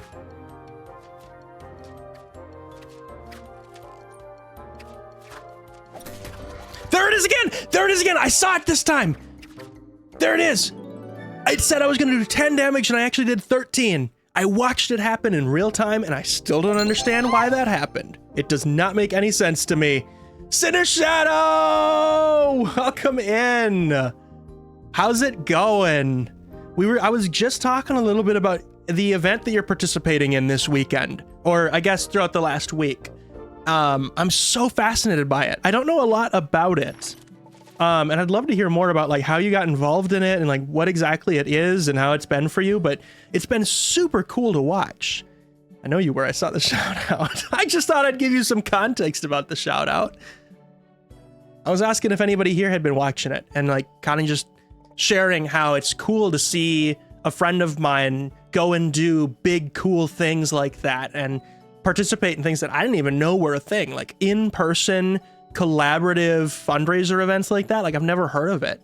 And then also I think it would be like kind of scary to do because even though like streaming, you naturally have an audience, that's just kind of part of the game. I feel like having an in-person audience and being like put on this main stage and streaming to the like their main page as well, so it's like bigger than your own audience. It's kind of intimidating. Like I'm proud of you. Good on you for doing that, and I hope it's going well. We definitely need to continue on. We won't die, right? Like, we have no healing whatsoever. But we're fine. Everything is fine. The hallucination accusation about you eating dinner, talking to yourself over bitter things isn't getting better. I can only imagine. If you've got your phone in your pocket and you're just listening to the stream, this probably sounds a little insane. Oh no, they're attacking with salty.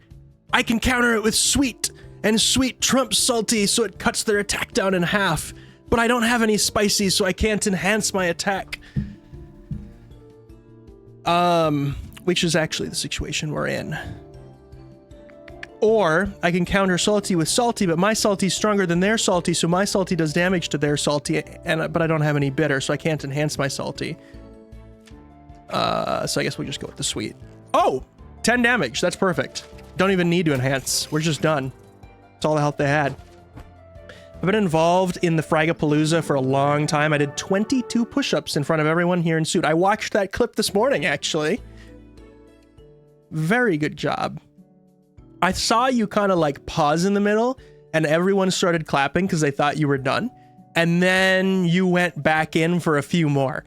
And I thought that that was like perfect. Like, I don't know if you planned it or not, but it was like, if it was like a perfect scripted moment where you make them think you're done and clap, just like that's what we're obligated to do, right? You did the thing, we're gonna clap.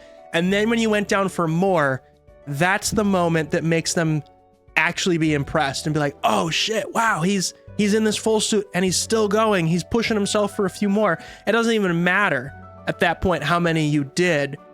That's the moment where it switches in their brain to being like, this is impressive, and we're actually clapping because we're genuinely think this is cool and like impressive. I used cool because I didn't want to use impressive again, but impressive is definitely the word I meant. So, well done. Good clip. I just had to readjust. I kind of figured. But I think from an audience perspective, it was like the perfect moment. My talons started slipping on the floor.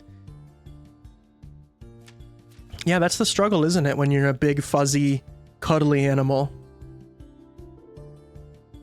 I'm looking forward to getting my suit. I want to be like, I'm just going to use the first word that came to mind. I just want to be that spectacle. Like, I think it'd be so fun to have that attention and play that character and just interact with the world in a completely different way, right?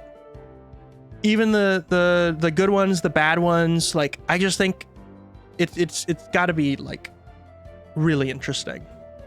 I don't have a bitter card. I do have a sweet and spicy, but I'm not sure if that would have been a better attack. We can try it out. No, this is literally the exact same amount of damage, so we'll just play the one salty card. See what comes up next. I got the event to put on the old school DuckTales on the big screen this morning. Hell yeah.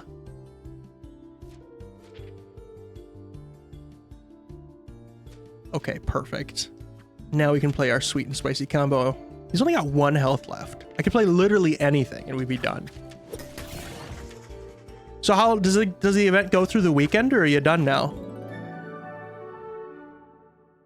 We are working our way up there, so it doesn't really matter where we go from here. Do I want ingredients for cooking, or do I want materials for crafting? I'm gonna take the crafting.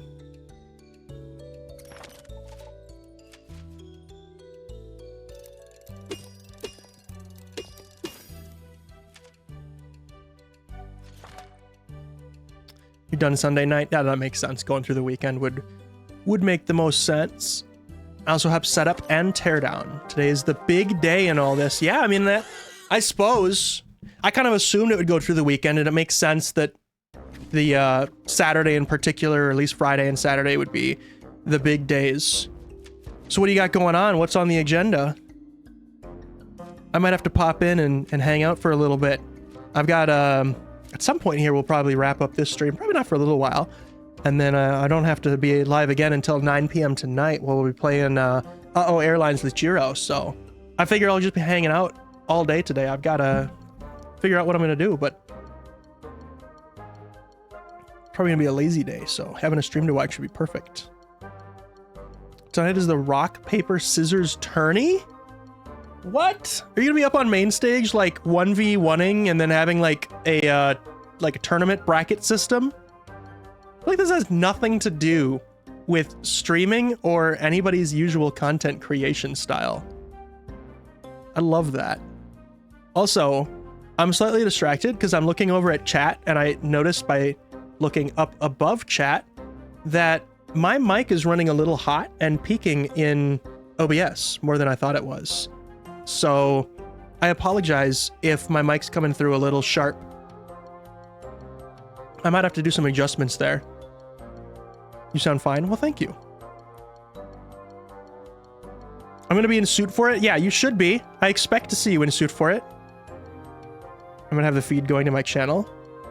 So, I know you were trying to figure out how to like dual stream yourself to your channel and their channel at the same time. Is there like a more official, easier way for you to have, I guess, their feed on your channel? I mean, it feels like it'd be the same thing, right? It's just in reverse. So how did you figure that out? Like the technical piece of it? We line up in the hallway. They give away a video card normally. No way. They're gonna give away a 5090. Those things are like gold right now. I'm so mad. I had a 5080, but because of early driver issues, I traded it away for a 4080 Super.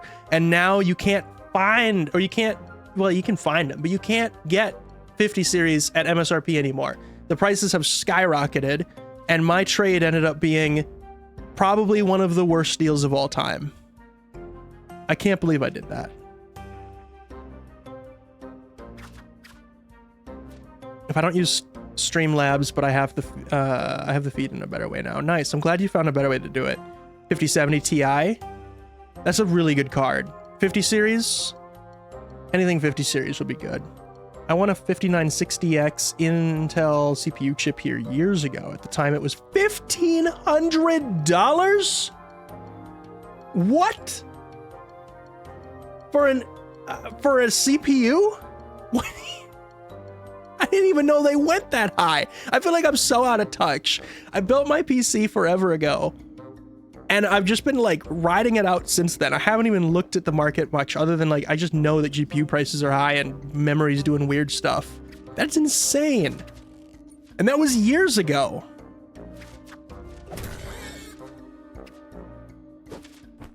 $20 megabyte CPU chipset. What does that even mean? I don't even know. I just buy the latest and greatest AMD. That's what I do.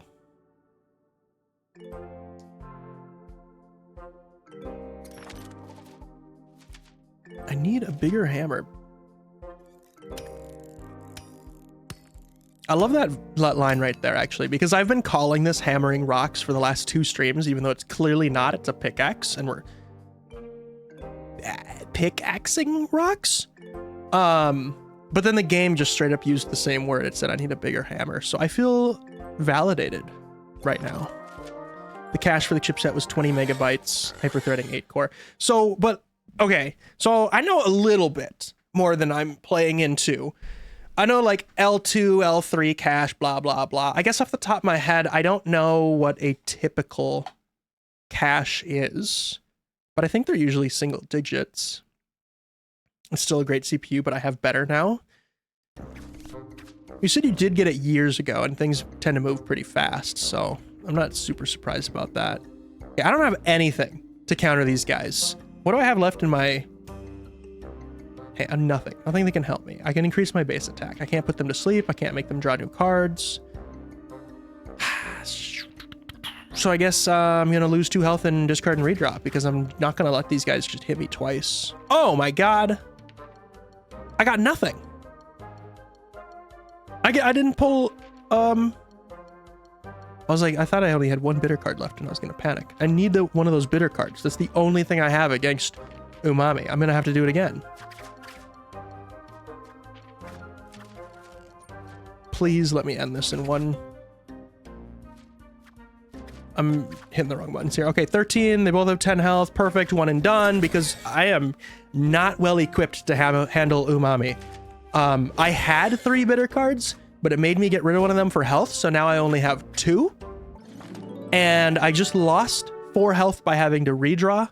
So some of that health that I benefited or like got from that trade, I just lost, probably because of that trade, because if I still had that the 3rd bitter card, there's a better chance I would have had what I needed to win that fight. So anyway, what I'm saying is we're fucked. My PC is hella outdated, but ain't no way I'm upgrading till prices go on massive deals. Yeah, now is the really bad time to be building a PC. I'm feel very lucky and fortunate. I'm looking at my PC now and I just realized my RAM's not lighting up. I wonder what happened there. I don't know if it's a hardware issue or if the drivers have gone bad. Lighting for PCs sucks, by the way, a little side tangent. Every single brand has their own software for it.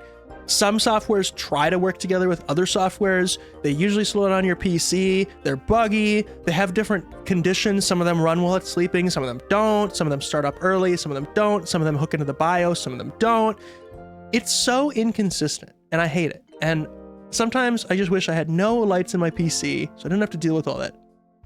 But I don't know if these are physically broken or if it's a software issue. And I don't really want to deal with it right now. Anyway, I feel fortunate that I had like kind of a top end PC before prices went crazy, so I can kind of ride this out. Other than the bad GPU trade I made, but still 4080 Super is a really good card. Do I want a shield or a shield on a card? We're going into the boss, so I want a shield.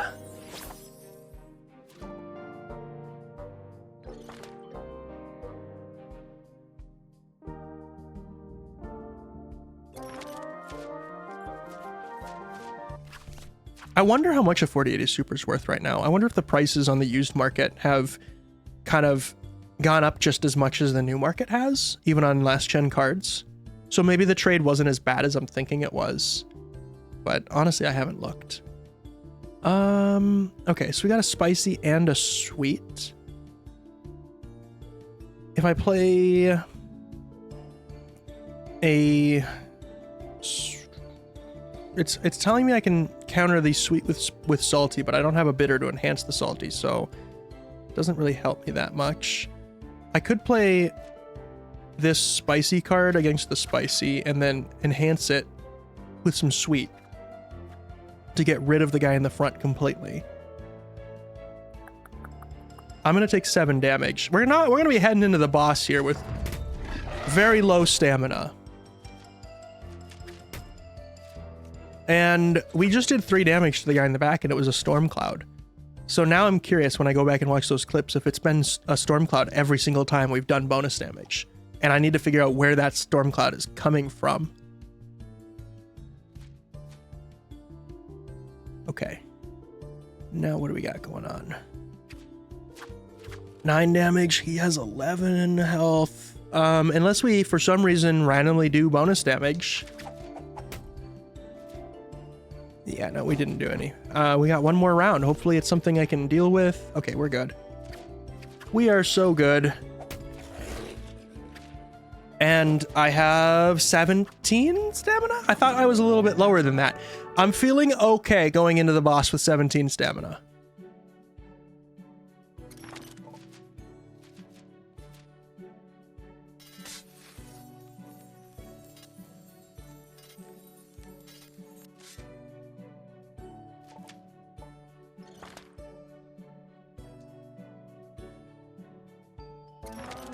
Hey, Cinder, if you're still in chat, what time is that tournament gonna be at?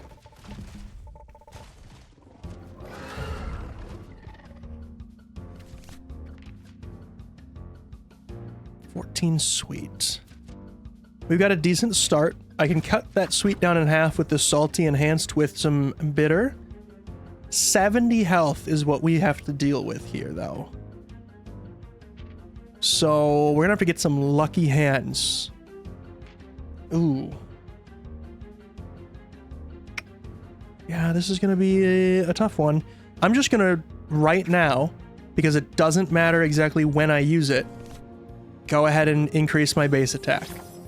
It's +2, no matter when I use it. So we're just gonna do it now.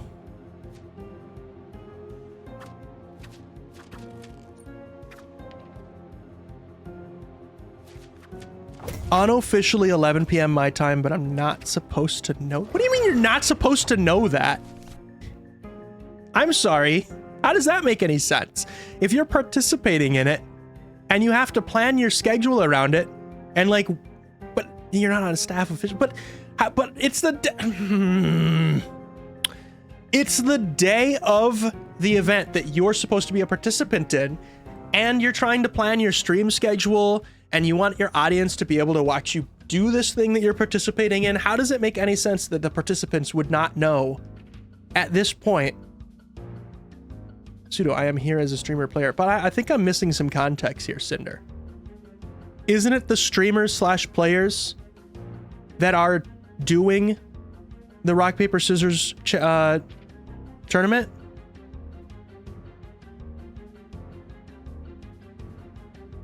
There's over 300 people here. I'm gotcha. I'm following you so far.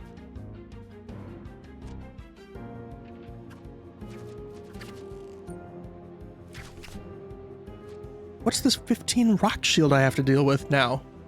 Maybe I should have waited and used my +2 attack later. I didn't know that was going to come up. Also, we really need a bitter card to enhance my attack here, or I'm done. This is something that happens every year. The time tends to run late. Okay, but I'm still not like... I feel like I'm still missing some details here. If you are supposed to be participating in an event, why would you not know when that event is?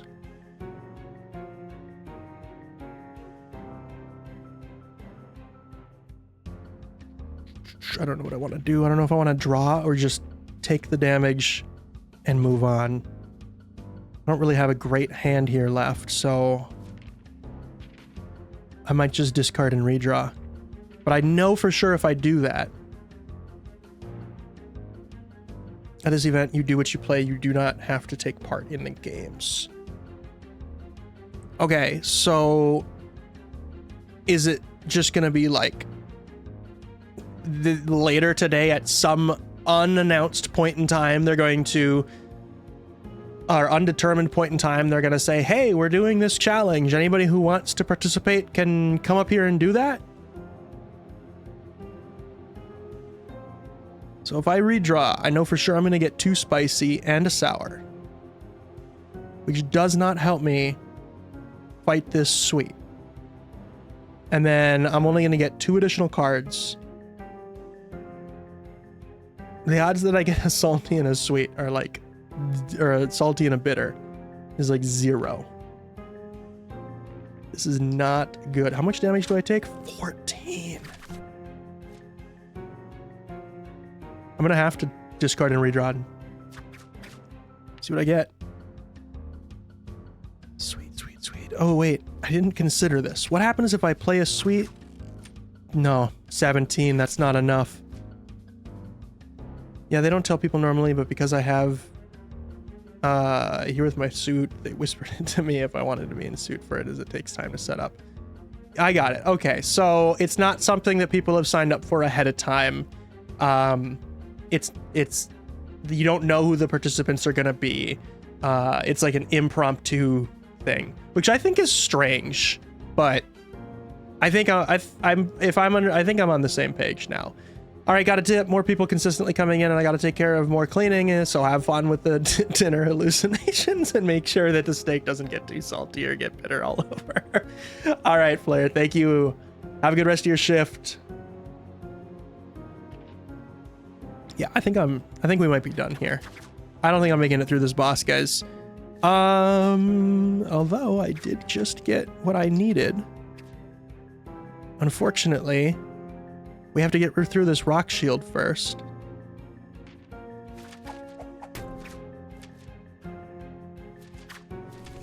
Come on, give me something I can work with here. Okay, I mean, kind of. I can do 8 damage to the rock. We got rid of the rock here. We're still alive. Correct. Okay, I got it. I'm not there. I'm not familiar with everything there, so I should not have strong opinions on it. But I feel like it is a little strange that it's not something you can, like, sign up for ahead of time and have, like, officially on the schedule. Because I thought it sounded great that it was going to be, like, streamed to your channel so your viewers can watch it, and you were going to do it in suit. Like, it sounded like a really official event. And it seems strange to me that it doesn't have, like, a set time. And, like, you don't know who's going to be in it. I need the same play I had last time. Oh, I can fill my hand. There's a bitter. I'll be good.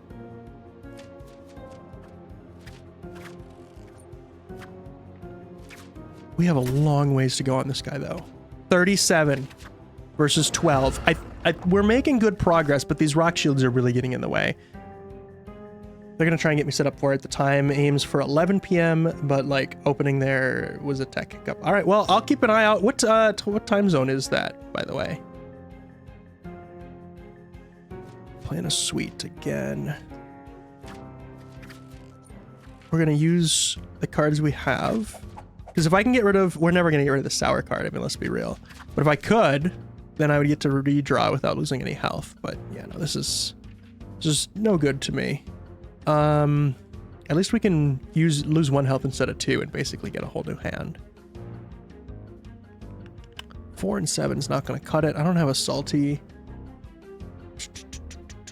We're going to have to discard and redraw again and hope that we get that 1 bitter card and at least one of those salties. I don't care which one. We just need at least 1. Because, and I'll just double check I'm not crazy. Yeah, that's not going to cut it. Oh, we didn't get the bitter card.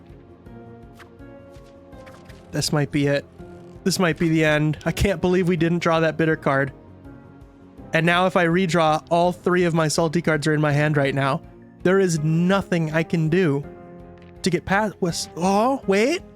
Wait, if I discard and redraw, I get a sweet 4 and a spicy 6. So that's 10. It won't do any damage, but at least it won't... I won't take any damage.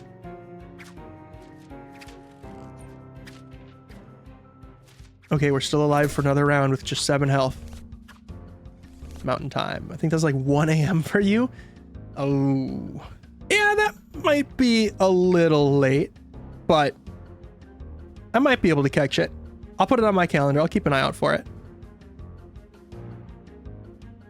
Yes, yeah, I'm gonna double check. The current time mountain time is 10:50. Okay, so it's only 1 hour behind me. So it'll be like as I'm wrapping up the airline stream with Jiro, probably. Like when we're streaming, I'll just have to keep an eye on it. You can just, if you could, like point me to where you'll be making like announcements on it or whatever, if you are gonna make any, and I'll just try my best to keep an eye out for it. Okay, another suite. We got nothing we can do, so there's no point in overthinking it. Discard, redraw. I can cut it down with a salty. 4 to 4 does nothing. I have no sweet, so that's my only choice right now. And, okay, there's still a rock shield there, so it's not like we're wasting a turn and getting a new rock shield. I can do a little bit of damage here. 8 damage because we have a strong base attack, which is nice. We got rid of the rock shield. I'm looking extremely battered. I don't think I've ever noticed that either. I like how they kind of crumple up the paper as you lose health to make like that's what it looks like as you're getting damaged. That's a cool artistic style there. 14 sweet. That's gonna be tough to beat. I'm gonna have to get down to 1 health to even have a chance at having something in my hand that's useful for this. Because I need a salty and a bitter in my hand to do anything about this. Here's what we're going to do. We're going to fill hand. And then we're going to discard and redraw. Oh my god.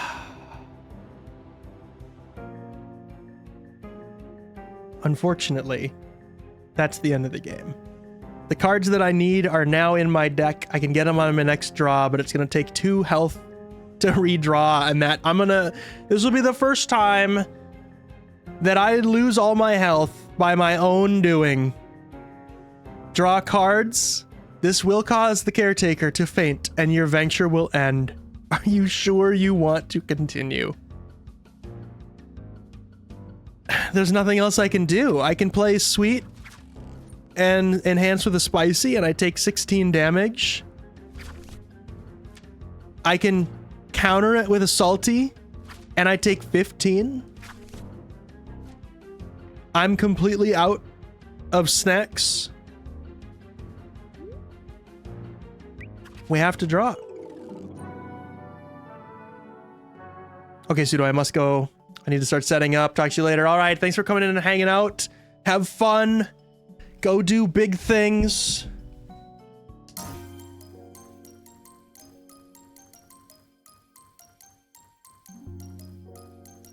We got a lot of materials, at least.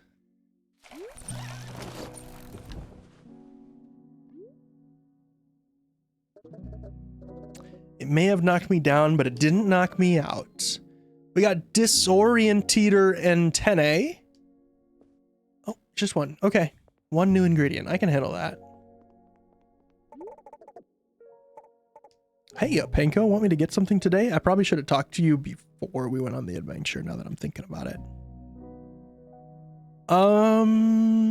Is there anything that I know I need?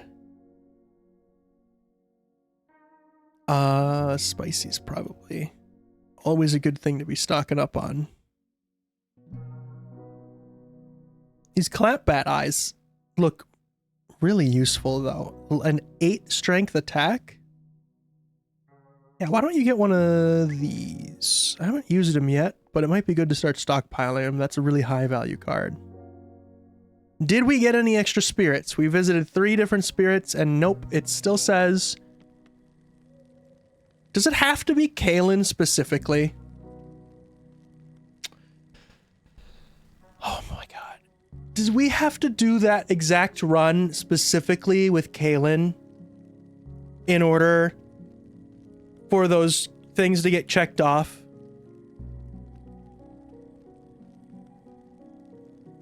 Oh my god, how did I not realize this sooner? It says Kalen, search for the spirits, so of course you've got to do Kalen.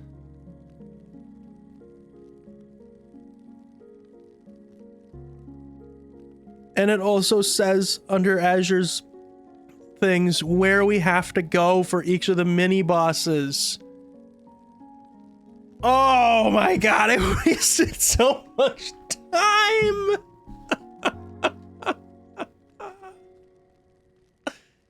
Oh, I wasted so much time not reading what's clearly in front of me. Okay. Okay.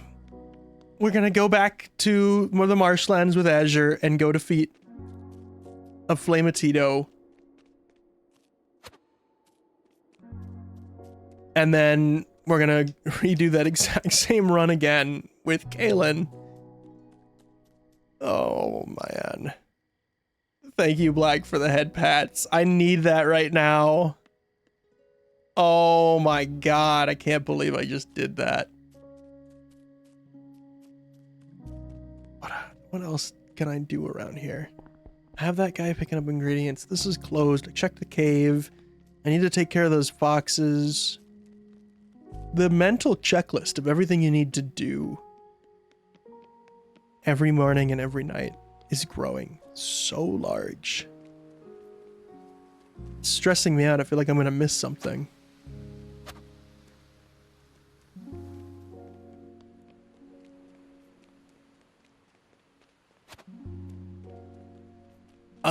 we'll fish, and then we'll head back to the house going that way and past the foxes. I didn't pay to see what is out there. So, I mean, we have 9? How did we get 9 night grubs? I don't remember picking up 9. We're going to be fishing all night.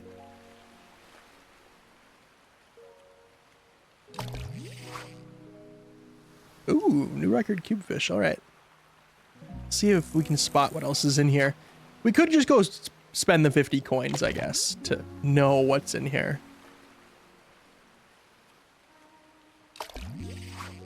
Yeah, cubefish. Okay. We're gonna go do that. I have a little bit of money that can be spent, so. Is there a sprint mechanic? No.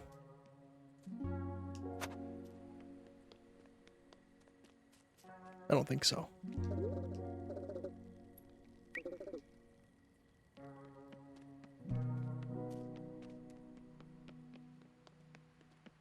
I think I've tried every button. I don't think there's a sprint.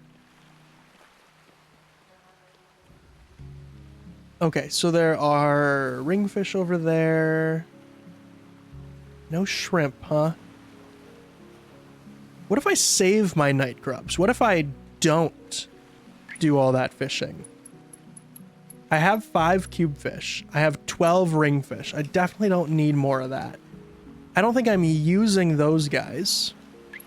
The only other one that I'm kind of interested in... Oh, never mind. That's umami. I thought that was spicy because of his color. So... There's really nothing out here I'm interested in catching. What if I just don't use those grubs? I've never actually saved any of the glow grubs for the day. I'm not sure if they can be used for anything during the day. I guess we'll find out.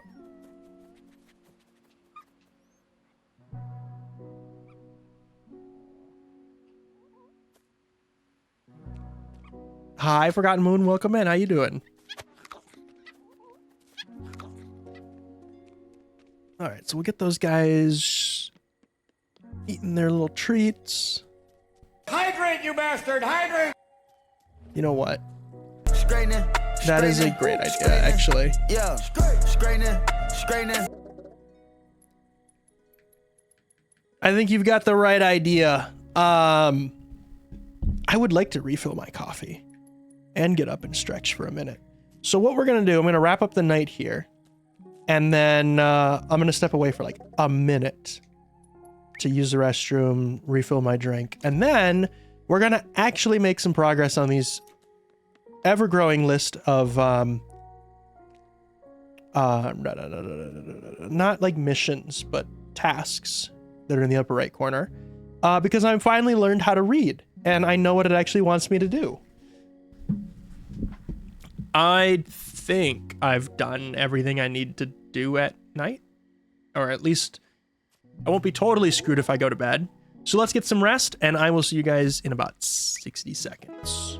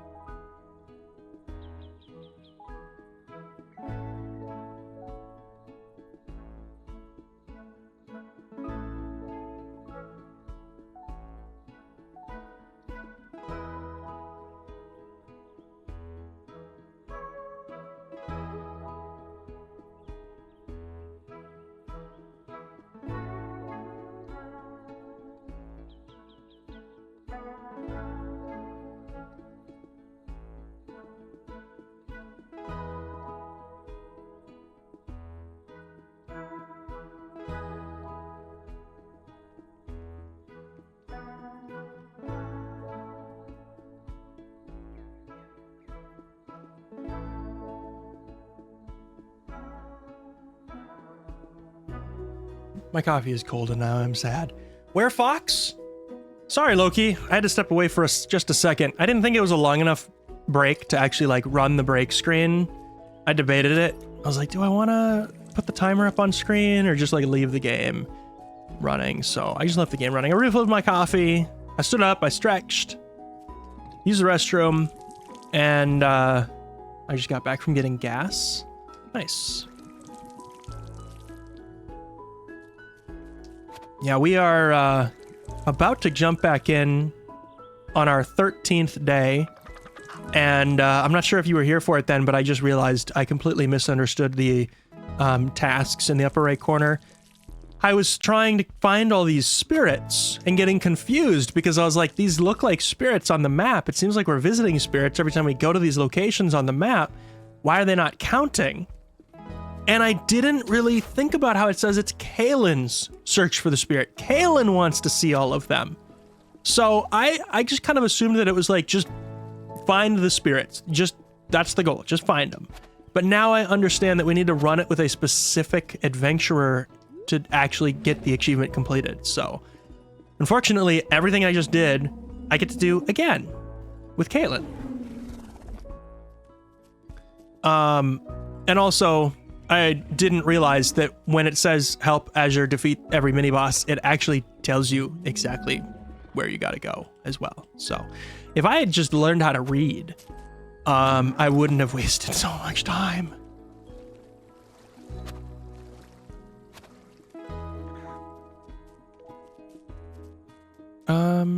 I didn't get any food scraps.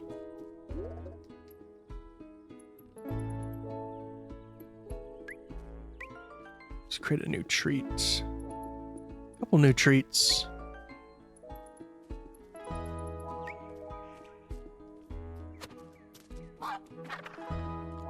Loki, did you finish this game or are you still going through it yourself as well? Don't forget my eggs.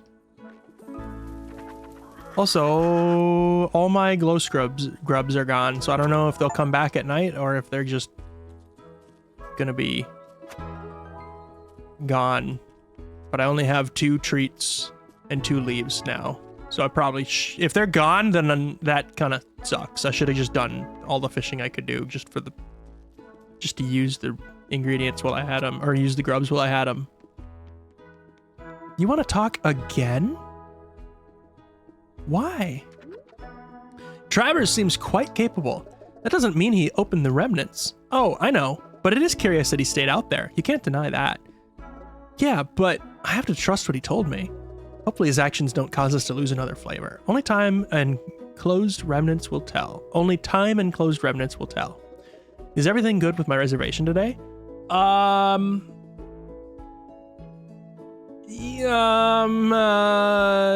today.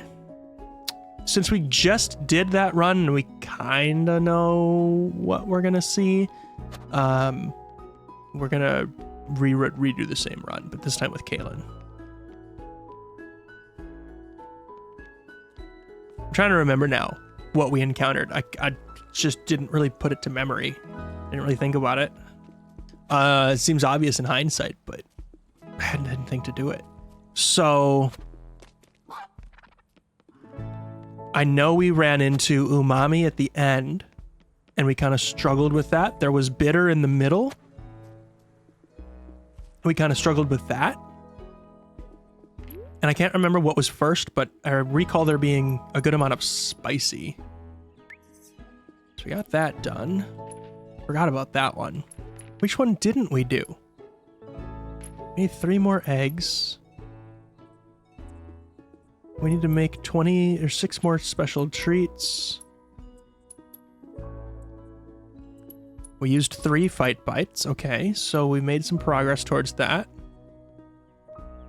I need to go craft more fight bites. Is there anything up here? No. Okay.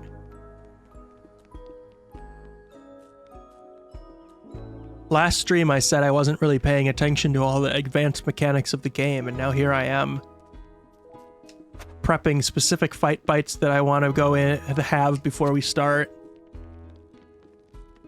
Gathering specific ingredients. Kind of.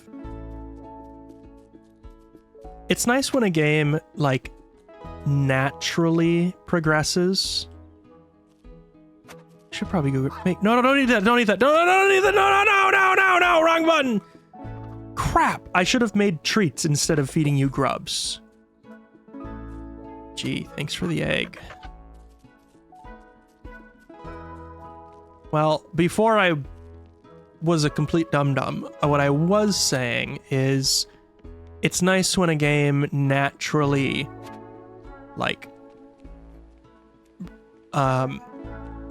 not pushes, but like you find yourself naturally using more and more of the mechanics in the game, instead of being forced into it.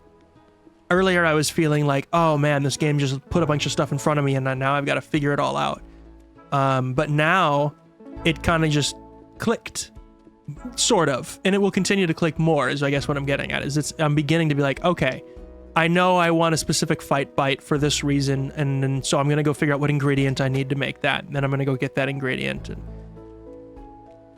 instead of looking at the whole list of fight bites and feeling overwhelmed and being like, oh, I don't know what I need, I don't know how to figure this out, I got to think critically about it, it kind of just naturally became a thing. Maybe that just comes naturally by playing the game. I don't know.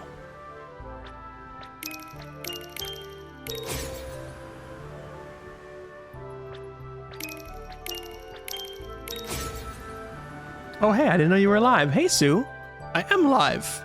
Saturday morning bistro.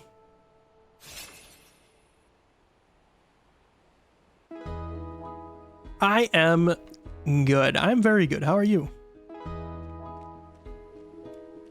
We have 2 grubs to fish with. We should have more. But I fed 2 of them to the chickens instead of making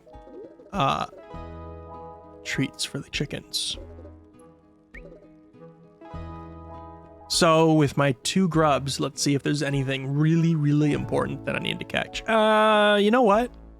I should go see what it's going to take to make the treats or the snacks or the bites that I want, so that if there's a certain fish that I need for some reason for one of them, I didn't just completely lock myself out of the chance of getting it. Okay, first of all, new fight bite we can make with this new ingredient. Let's figure out what that is.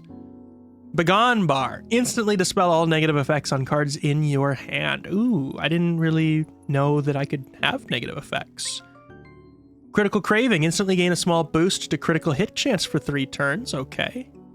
I need to get myself one of these carrots and one of these guys here. Let's go see if the shop has those. You guess you're meh? I'm sorry. Why are you meh? If you want to share. But I'm sorry you're meh. Hopefully things turn around for you.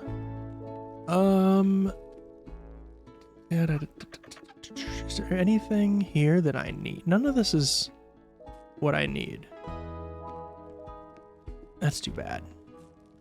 What about up here? Family issues mostly. I'm sorry you're dealing with that.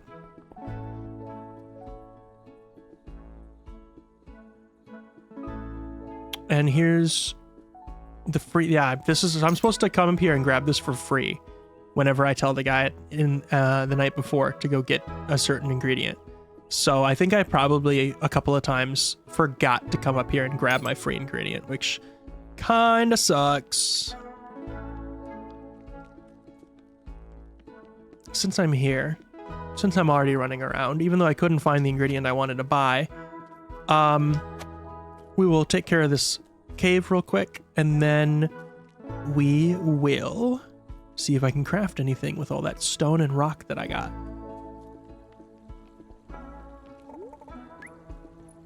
Oh yeah. Pan upgrade level 3. So I was dumb and not paying attention as I usually do. And I'm guessing there, oh wait, no. There's no upgrade down here. Wait a minute. Or was it this one? Oh!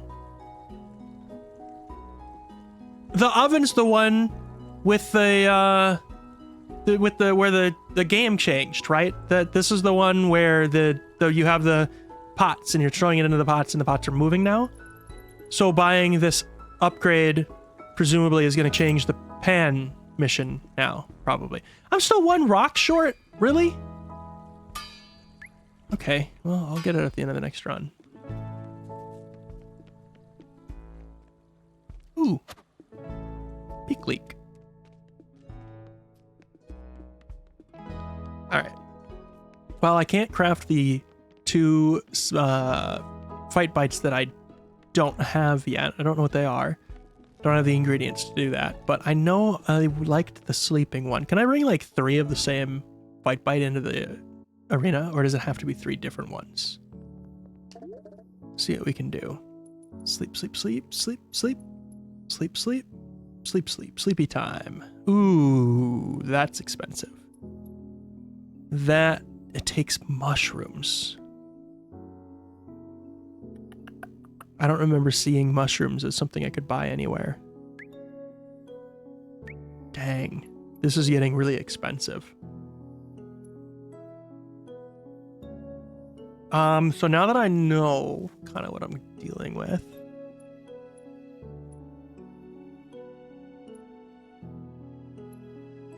critical hit chance. That had to be what was going on. I didn't know there was a critical hit mechanic in this game. I thought it was just straight up the numbers on the screen is what was going to happen. So that must be why we were doing extra damage and killing enemies faster than expected. It had to be critical hits. There must have been some visual indicator that they were critical hits too, and I just didn't notice it. I could take a super health bar, but I think I'm going to try and just add some healing cards into my hand if I can. I'll craft one of these just so I have it in case I end up wanting to bring it in. Shield. Instantly copies the active status effect on the front monster and applies it to the back monster. I haven't been really focusing on status effects. I'm not quite there yet. I kind of just want to focus on still like the more foundational mechanics. I'm adding fight bites, which is a complexity in itself. So I'm going to focus on, am I healing? Am I taking damage? Or are they taking damage? Like those are the 3 core mechanics, right? So we'll take some of those so I can do more damage. We'll take some healing. And I don't know if I can bring all this in at once, but I'm crafting more than I'll necessarily need. And I don't actually have, well, because this only takes 1 of these to make, I'll just take one with me. That way I'm not using any like resources that are harder for me to get a hold of. Ooh, new recipes again? Yes, recipe base. Disorientator saltado. All right, anything else? I think that's it because it's not glowing anymore. All right.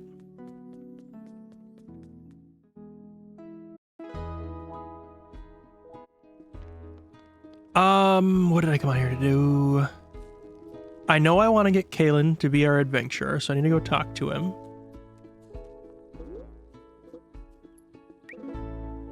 And then I want to put the scraps in the composter. I think that was what I was coming out here to do.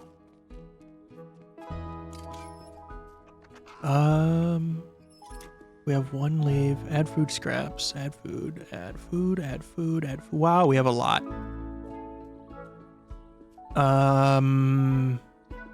Sure. Take all the leaves. I need to find more leaves now. And then I wanted to see what I could grow here. These pine squash were super useful.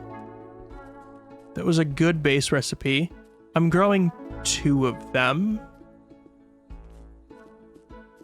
I might change this to grow 3 of them because it takes 3 of them to make that base. And I don't know how many come in each pack. I like my amatados as well. So what do I want to do here? We're going to put the flamencos in the back. And we're going to change these to both be amatados.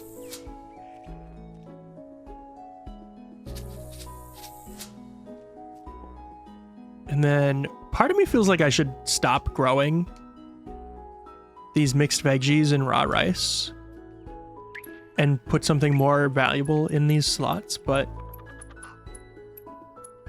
I don't know. I mean, I have 18 rice, but it seems like it's such a core ingredient for things, isn't it? I should go pay closer attention to how often these actually get used. And mixed veggies. And they're actually not bad cards. Like a level 4 or a value 4 card for each of them.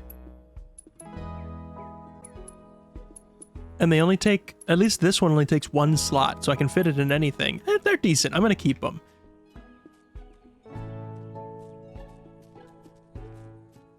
Ooh, a grub. I think I fed all the chickens already. So, yeah, but I could craft some treats. At least I have them on hand and don't make the mistake of forgetting to craft these in the future. Weak eggs, evasion eggs, power-up eggs, healthy eggs. Let's make some healthy eggs. Oh, it takes a grub to make one anyway. So I would have been using the grubs for this, for feeding the chickens instead of fishing no matter what. Unless I make... Oh, no, that's a vampire treat. I guess these are the only ones that don't use a grub, but they also use a way more valuable base ingredient. Including these two, which I need to make some bite bites. I don't even know where I get those. I should probably make a few more of these.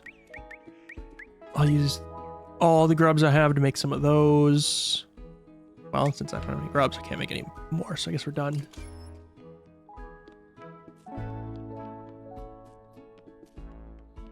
Wait. Did I feed that? I think there's one more. I didn't feed you down here, did I? Another grub. I completely forgot about this entire section of town. All right. Here, have it. Oh, that did not throw very far. Okay, you're going to come to me. Perfect.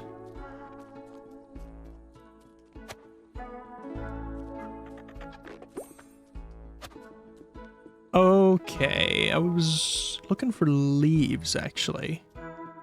But that was even better than finding leaves. Let me see what I got left for making treats and gathering eggs. We're working towards both of those achievements right now.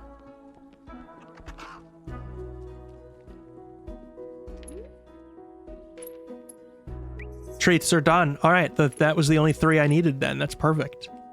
I won't waste... I mean, we'll make some eventually just because we want the eggs from them probably, but I won't waste any more just making them to make them. Wasn't there something about... I need to collect 1 more egg. I know I already... Did I already feed this chick? Yeah, I got a grub like right here and just threw it at him. But let's see. Yeah. That's what I thought. All right, so we already fed the chicken by the door. We fed the chicken that's up here. We fed the chicken that's down here in the corner to the right. He's up ahead. I'm just checking if there's any others. That guy and the 2 that are in the farm. So that's 5. Is that all the only 5 that are in the entire... Whoa. Can I feed you? How did I never notice there was a chicken on the roof?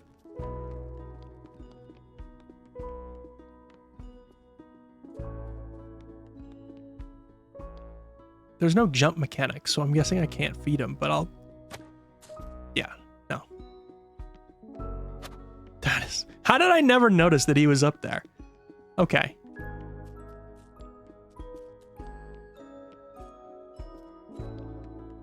I think it's time to open shop. Tomorrow, we will get the final egg, and we'll have that one done. We're running low on ingredients, so I don't know what we're going to be able to feed our patrons. It's going to be time to start... Well, I've already been choosing the things for the patrons that use the easiest ingredients, so... I guess we already got that one done. Oh, this is perfect. 75 right out of the gate with some minion steak plate. Getting restaurant appeal is not really a priority at this point, though, because we're so close to having max restaurant appeal that it doesn't really matter. I'm not sure if there's any achievement or bonus for completely maxing out the bar, though. We've never actually, like, I don't think we've ever had it completely full to the very end, which I think is just going to be a cosmetic thing, but we might be able to do it here. With a 75 starting restaurant appeal, that's pretty good. Although, the next thing that I would probably want to add is this delicious salad, because we have a lot of these ingredients. Whenever I hear the word chicken, all I hear is the TF2 scout saying chicken. I cannot imitate it because I don't know what that sounds like. I think I have a total of like 3 hours in TF2. We're not even gonna get close to maxing it out if we go with these, but we have so many ingredients for these two that it's probably a good set of meals to make. And we can go with the rice bowl. That way, oh, we could even go with the jam toast. We could even go with a peak leek soup. And save some of these ingredients. Like, save these amatados. Go with the peak leek soup. Boom. Easy. They don't make us a lot of money. They don't give us a lot of restaurant appeal. But they use the easiest ingredients. And we still max out our restaurant appeal. Let's do it. What? Yeah, I don't know. I never really got into it. I'm sorry that is so surprising for you. I didn't mean to startle you that much. Fool, I am the bowl. Curls up. And Loki is the soup. Whoa. All right, you two.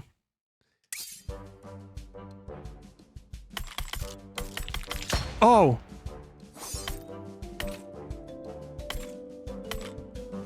That was my first time getting these exploding things. I did not know that was going to do that. I am now soup. I love how you just accept it. Shadow just says you're the soup and you're like, all right, I'm soup. Wait. Now we're back to the other challenge.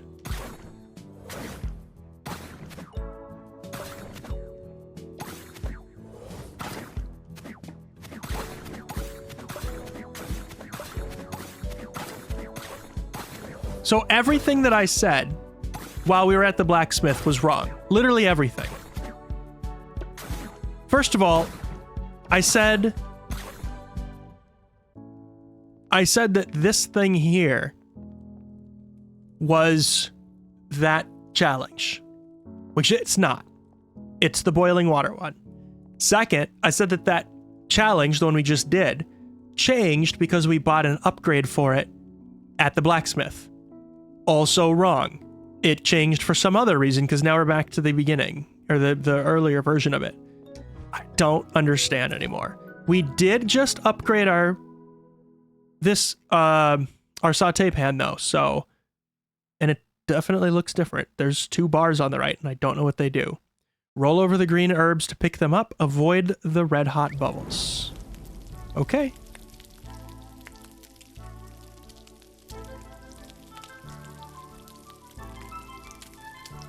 So those are our 2 balls. We're trying to equally season both of them. And the dark one keeps getting in the way. No! There's a slightly darker one. Actually hard to tell apart. They're both kind of the same color. And I wasn't able to get the lighter colored one to all the herbs. All right. Oh well, I like that challenge though. That is a nice twist on the original. It feels significantly different.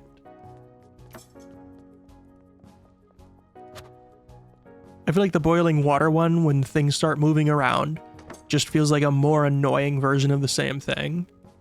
Where rolling around trying to pick up herbs rather than trying to avoid hot spots. I mean, there was still a hot spot, but there was only like one at a time. I don't know. To me, I liked that variation of that minigame a lot. I'd play both versions of that minigame happily, whereas with the boiling water one, I'd prefer to avoid the one where the pots move. It just doesn't feel significantly different in a good way. Just feels annoying. I'm not the ingredient pseudo. Yes, you are. Also, I see you've made me a party animal. Those are our 2 balls. We have to cook them evenly.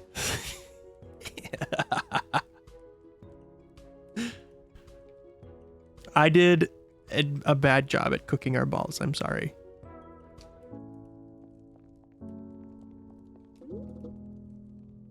One of our balls got a little too much attention. All right, so anyway, enough with balls. The goal here with Kaylin is to visit all of the spirits. There are 3 spirits in the Mojave Desert. This is what we are gearing up to do. It's the same run as last time. We're just going to try and make it to the end. We are going to start off with a bunch of, is that bitter? Bitter cards? That's a pretty good start, I think. I need to see the wheel, and I can't see the wheel until I pick a plate. He wants a vegetable. Okay, that's might be something I can work with. Last time we started off with a Catatouille. We will not do that this time because that gives us way too much bitter. But we could start off with a dumpling and get some really high value, well, a high value sweet card. Or a sweet queen cake, get 2 nice sweet cards. That might be a good way to start. That also maxes out our sweet, or gets our sweet high enough right at the beginning that we can have the bonus stamina. That does not count as a vegetable though, so it's not going to help us with our relationship with Kaylin, but apparently the steak will. The Disorientator Saltado will. Peak Leak Soup will, although that gives me 4 really shitty cards that I don't care about. A Rice Bowl, Bog Piper, Curry Soup, gives me an Umami card that I would not mind having, but the rest of them are no good. I don't think we're going to be able to do that. I don't think we're going to be able to get him a vegetable because I'm kind of eyeing up the sweet queen cake as the way to start. We're just going to put this down, talk about what we're trying to do here. Where did you even get these balls? We're not going to talk about that, Shadow. Where I get my balls is none of your concern. All right, so we know we're going to run into sweet and spicy. So I need to have sweet and spicy or sour and salty in order to combat that. We already have bitter cards on hand. So if I focus on using salty to combat the sweet enemies, that would be good because I can use salty to cut the sweet in half and then enhance with the bitter cards we already have. And then, so if we could just not have any sweet in our hand, which would mean going back and not starting with a cake. And then for the spicy, I could focus on trying to combat the spicy guys with sour and have sour and umami on hand. So that I could kind of switch which part of the wheel I'm focusing on and try and do salty, bitter, umami, and sour. It'd be a little bit of a challenge at the beginning because when we run into spicy and sweet, we would need to use sour and salty. That would be fine, probably. At one point, we're going to run into a lot of bitter enemies. Having umami to combat the bitter would be good because we can cut their value in half. Having bitter to fight bitter is decent. And then, what was it at the end that we started running into? I think we ran into some umami. And it was, yeah, because I needed bitter to cut down the umami cards, right? And I was running into a problem because I didn't have a lot of bitter cards. By not carrying sweet and spicy, the 2 things we're going to struggle to fight are sour and salty. And if I remember correctly, we did not run into too many sour and salty, so I think we'll be okay. So let's focus on the bottom left, quadrant of the wheel. We're going to focus on salty, bitter, umami, and sour. Okay. So we're going to clear that. And see... So, like, we can start with a bog piper curry soup. That gives us a strong umami start. We could do this, but it gives us a sweet card that we're not really going to use. Tomahawk steak gives us another high value bitter. And what is a salty? It's a little heavy in the bitter category, but it does help us with Kaylin's reputation.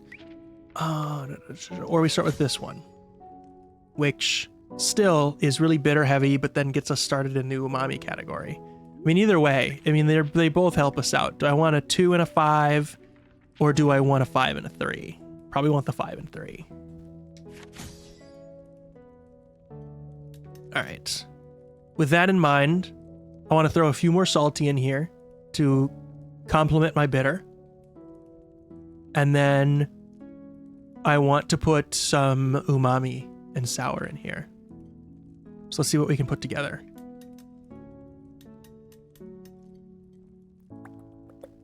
Umami is going to cut down on bitter. What do we need to do? We need to put a lot. He wants a lot of sweet. We're not going to be able to get the sweet stamina bonus because we're not going in with any sweet. We're not going to be able to get the spicy stamina bonus. We want to have a lot more bitter for the bitter stamina bonus, which is not great. With stamina bonus wise, we're going to be kind of in trouble. Let's focus on salty first. What do I have anything in salty that's going to give me healing? On Trick Win, the Caretaker will take 2 less damage from attacks for 3 turns. So this is kind of like a defense. When played as an enhancer on a winning trick, add a +1 shield to the Caretaker. Each turn this card remains in your hand, it will decrease in value by 1. That sounds dangerous. Caretaker gains a small boost to evasion, can stack. See, this is what I like. This is what we're gonna put in here. We're gonna put a couple amatados in here. They just have a passive effect that's really useful. They don't reduce in value. There's nothing crazy going on. The hoopfish is insane, but it's so hard to get in my hand. I have 12 of them on hand. Okay, hold on a minute. What is that other one that I was considering running with? This guy here. I could put a hoopfish around that mushroom.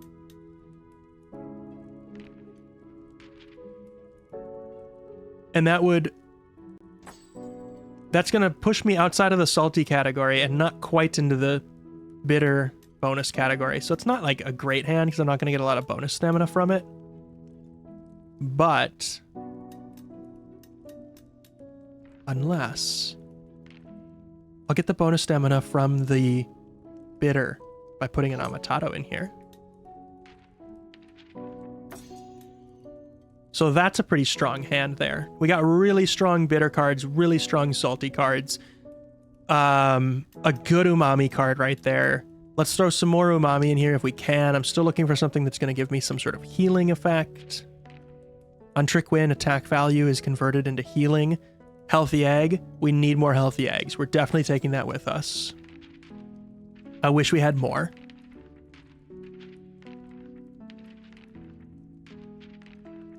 Yeah, we don't have any more of those, so it's down at the bottom now. Out of stock. So we have a regular Delishkin egg. Let's start at the top here. Start at the biggest high value cards we have. A high power egg. We're gonna take it. These are great. I can see the value in the eggs now. They take up barely any space. They give us a ton of bonus. So let's move these guys down here. Because why did placing this down boosted the salty? How does that make sense? Oh, I guess because it's simulating if I had placed the egg here, what would happen? The Amatata would go away. Okay, so get those in the corner, because now I'm going to try and place Sour. Sour's going to enhance Umami.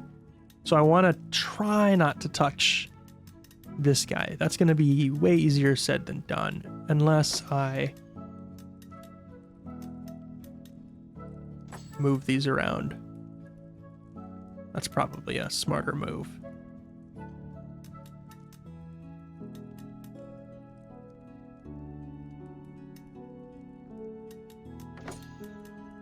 If I place these up here, and I place these over here, ooh, look at that, it's cutting down on that. So it actually takes me out of my bitter bonus category. Well, I don't want that.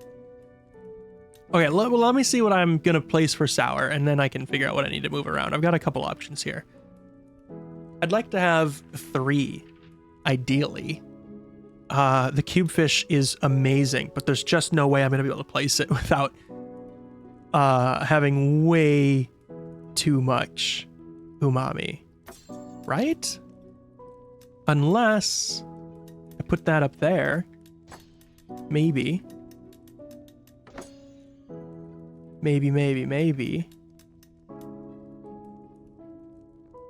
And then put 2 more Sour right here.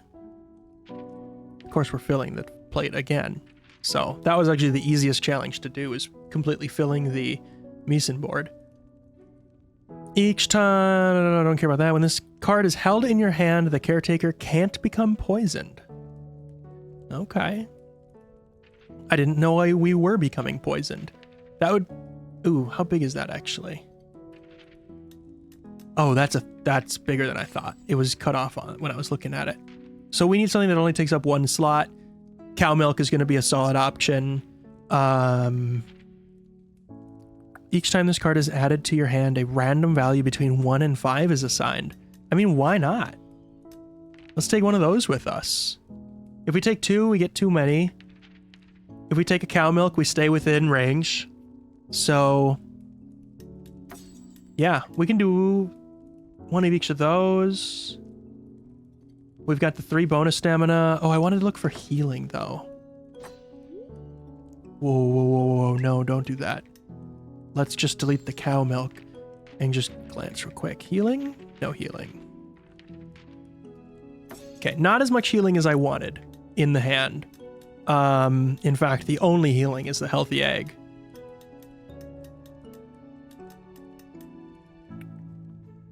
So, I'm going to be relying a lot on that. But otherwise, pretty decent.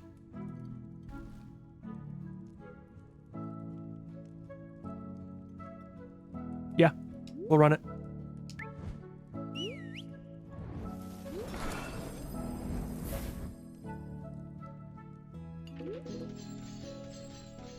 Friendship level increased. Basic recipe effect. 5 free discards. What?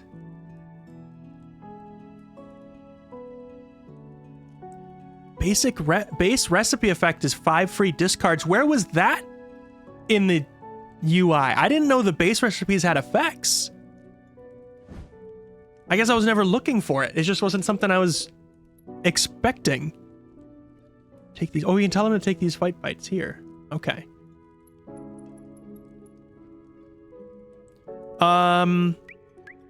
So we can just load up on 3 of the same if we want. That's good to know. Let's get 1 health, because we don't really have a lot of healing otherwise. Let's take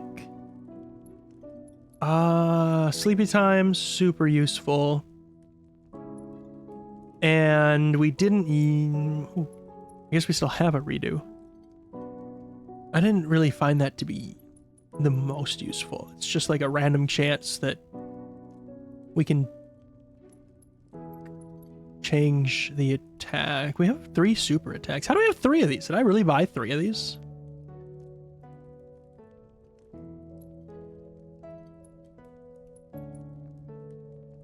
Take an extra attack?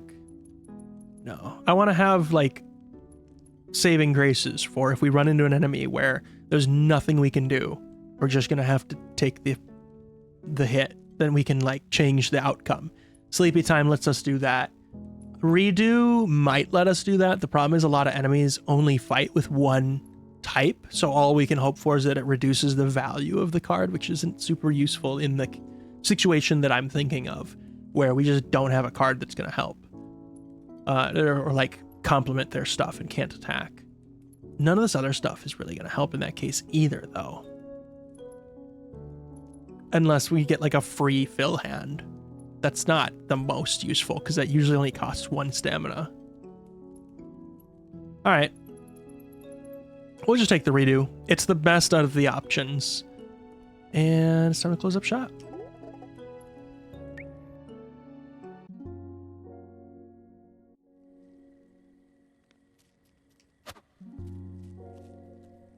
Wonder if you can feed these guys at night. No. Okay. We're going to do the night things now, and then we'll go on the adventure and go straight to bed.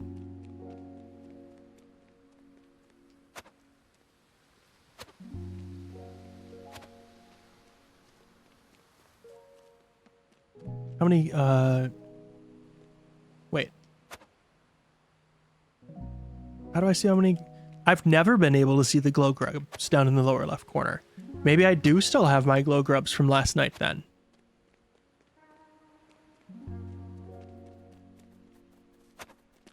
Did I pick up?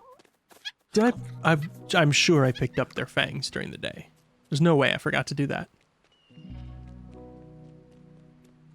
All right, let's see how many glow grubs I have. 14. Oh yeah. Okay, so we do keep them if we don't use them all. And I want shrimp. I want that spicy ingredient, as many as I can get, because it's a difficult flavor profile to get ingredients from. The spirits of spicy are apparently completely gone, so at first I thought we weren't going to have any spicy at all. Problem is there's only a 1 in 3 chance that we get a shrimp each time. Also, I don't think we've caught that big green fish in the back, so we're actually going to need to shift gears and catch one of those.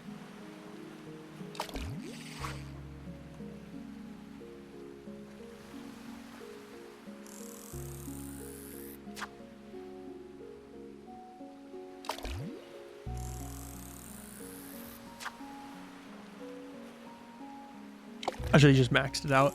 I didn't realize it was that far away.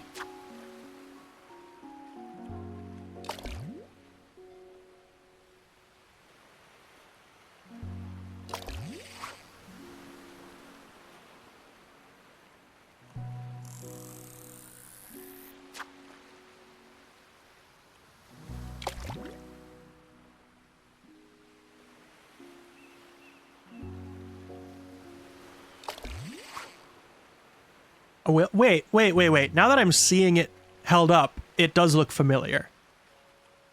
The icon for it seemed new to me, but I'm pretty sure we've caught whalefish before. Oh, but if it was a fish we hadn't caught before, then it would show up as a question mark. What am I thinking? Oh well. We have a whalefish now.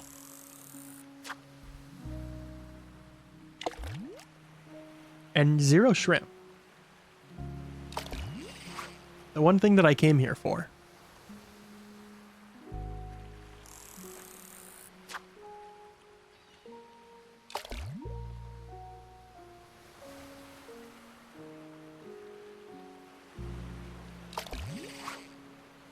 Okay. Finally. Part of me is wondering if I should just keep the grubs until another night. Maybe there'll be a pool that only has shrimp or has like just 2 fish instead of 3 fish, so my odds are better. Hey, new record. But I don't know, because then if I want shrimp the next, like tomorrow, day 14, then I won't have any.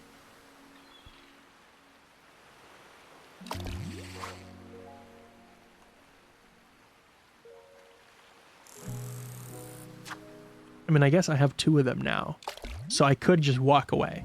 I have at least 2 for tomorrow. I can wait till tomorrow night to see if there's a better chance of catching more. But there could also just be 0. We'll save the last 4.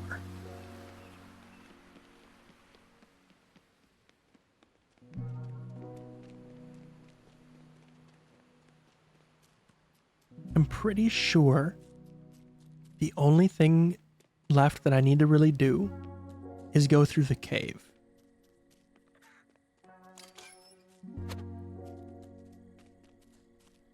There's no new activities here at night.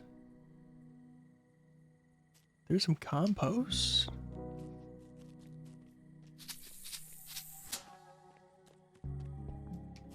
So at least I can take care of this.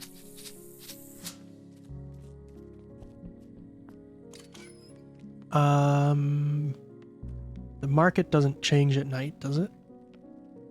No. I'm pretty sure if I just walk through the cave and then we can just go do the tonight's run and wrap it up.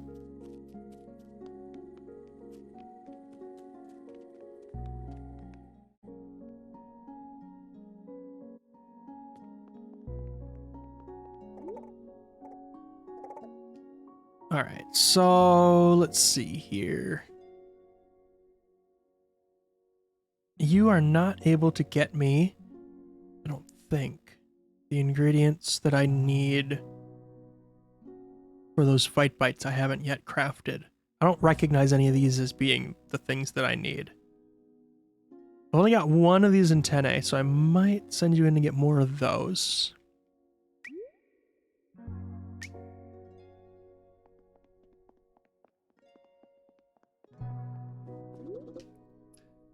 All right, Kaylin, did you have fight bites? Yes, you did.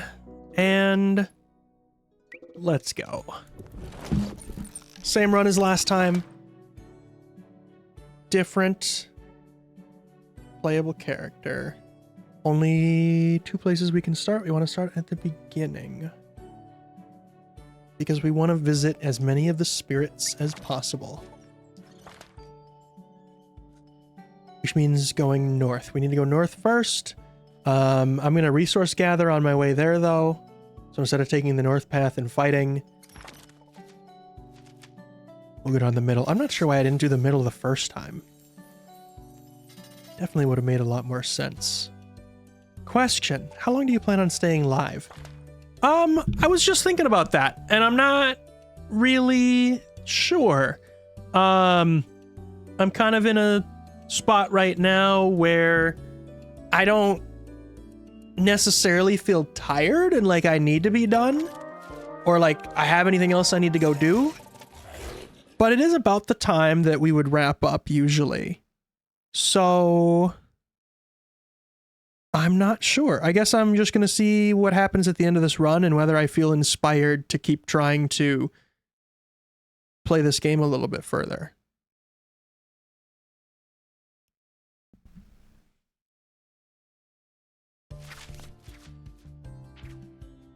Let's see here. I just got distracted because my I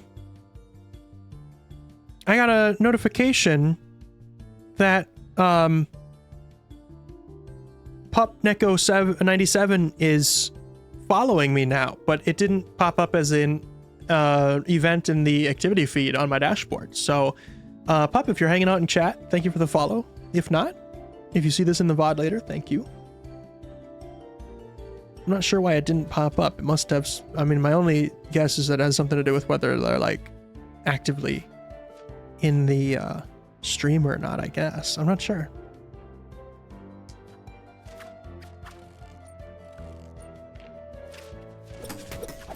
I do not recognize, oh, that's a disorientator. Okay. It's like, I don't recognize that enemy.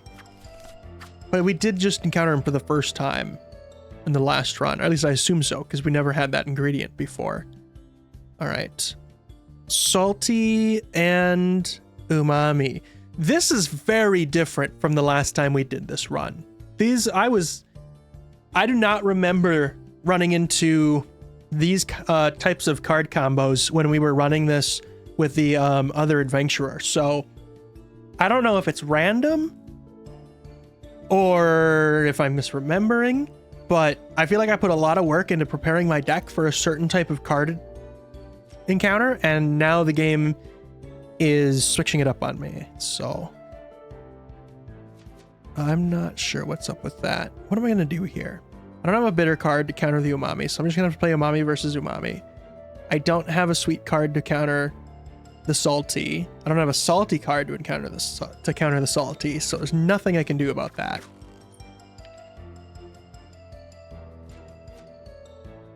This card just gets a random value. It has an icon on there that's going to make me feel like it does something every time, even though it's already done its thing. Its thing is just becoming the value too. I do 19 damage to this guy for no reason at all. Probably should have, just to have more cards that I can draw next time. I probably should have done that. All right, sweet again. So yeah, I need to get a salty, so I need to redraw. I should have played 2 cards so I have a better chance of drawing what I need. Luckily, I got what I need and we're done here. I could have. I could not have. I was like, if I had my umami healing card, so I should be trying to play that every chance I get. And just maximizing my healing at all times. Even though I only had one, I was only down 1 health. Like, I could get myself back up to max.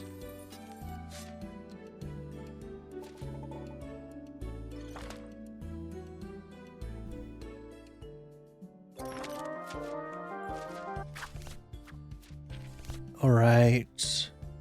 Now we've got options. This is perfect. My healing card came back up. I'm still at 39 out of 40. We're going to one-shot this guy by playing a sour and enhancing it with our umami. Wait. I just want to make sure I understand the condition of this card. It's just on trick win. Okay, perfect. It doesn't have to be the lead. It doesn't have to be the enhancer. It's just on trick win we get health. Did I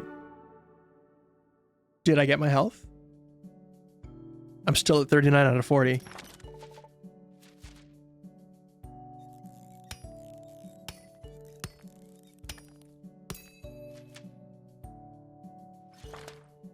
Still 39 out of 40. I gotta go. All right, Loki, have a good day. Thanks for hanging out. I don't know what you're doing later, but we will be live again at 9 p.m. Central Time, playing Uh-Oh Airlines with Jiro. But have a good day. See you later. All right, we got a sour. We don't have any spicy to counter sour. We got to play sour versus sour. We have an umami. Now we're at 40 out of 40, so now we're good. Wait a minute. Is that another healing card I have? At turn start, if this card is held in your hand, the caretaker gets +1 stamina. Really?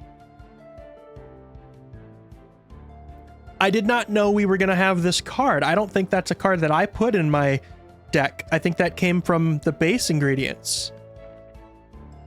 Or I'm crazy.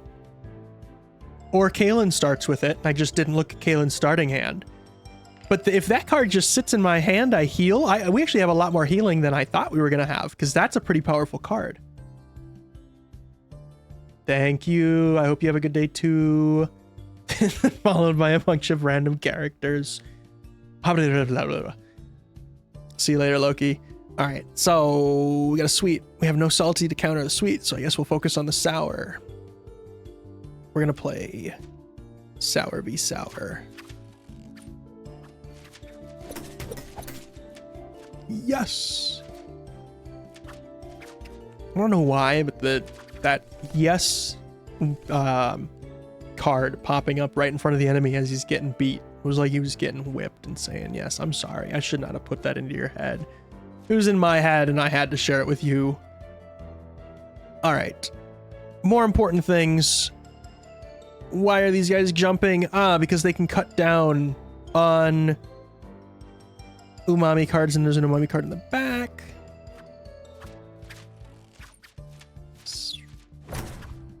Did we not take any damage from the guy in the front? We healed. Not only did we not take damage, even though we did nothing to fight him, we actually gained health instead. We might have a goated deck here. I'm not quite sure how we're winning this, but I need to get that salty card in my hand. So we're going to go ahead and fill hand. 7 and 7, that'll do it. Otherwise, if I want some healing... Oh, we have 2 of these in our hand? They don't heal by playing it, so we heal by keeping them in our hands. Oh, I forgot he had a shield! No! I could have enhanced that with any card and been done, and I didn't account for the shield. Well, now we get to lose 2 health. And still not draw a card we can use to fight him, so we get to lose health again. And there goes all our free discards. And there goes all our free discards. Wow. I really messed that up. I went from it could have been done in that last turn to burning through 2 of our free discards.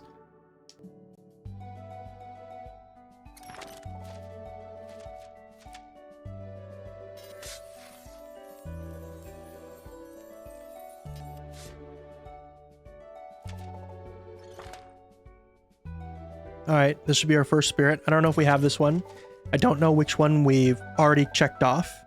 We're just going to visit all of them.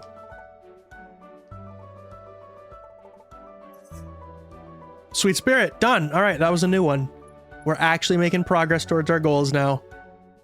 And we will increase our attack value.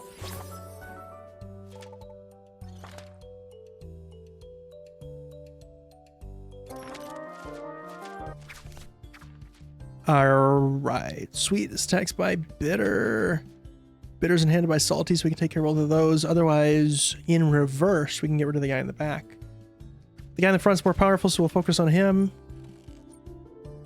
Fortunately, it's either 9 or 13. Either way, he's going to have 1 more health. This card has an effect when it's in our hands, so we want to keep it. And we did a bonus damage, probably because of the sword icon on that card. I didn't read it. I don't know if I can read it, actually. Oh, I can. When played as an enhancer on a winning trick, do +1 bonus damage. All right, there we go. Yeah, that was perfect. Now we can play our sweet card and counter that. Or play our salty card to counter that sweet.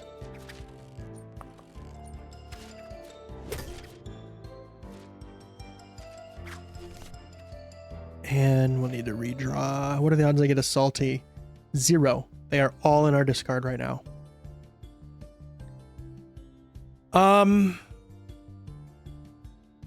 Shoot. Do I really want to use one of my snacks this early on for this week of an enemy? No. I'm gonna take the 4 damage. I have faith we'll heal it later, and I'm just gonna try and force a refill. I'm actually gonna take 8 damage total on this because I'm gonna do it twice. Oh, he missed. Perfect. All right, so we get to refill for free now. Unfortunately, we didn't get our salty because it's still in our discard, but we're closer to being able to oh, and we heal already. Nice. We're closer to being able to draw a salty. So I'm going to do a full discard and heal. Or full discard and redraw at this point. Probably. It's not the best odds we get one of those cards, but it is what we need in order to finish this fight. That is not going to do it. We're going to have to do it one more time. There goes 2 more of our free discards.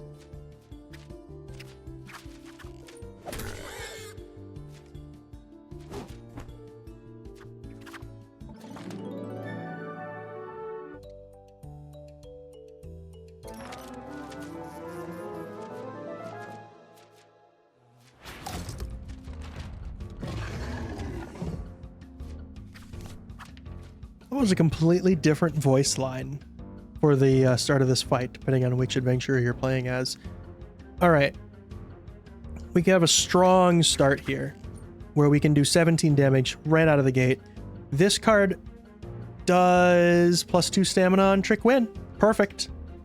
I don't know why it's not lit up anymore, but it seems like we matched those conditions. I guess that maybe only happens if it's the lead card. I'm not certain about that because it grayed out as soon as we played the other card, so I'm guessing that that's what happened there.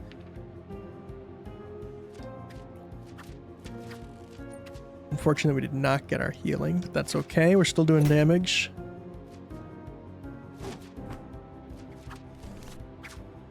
Sweet. We need to keep countering this with more salty. I'm going to need a redraw to try to get that back.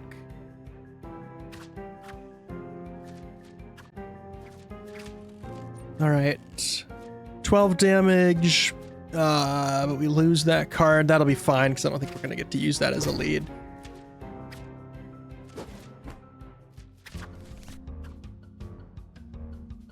Ooh. Sour card.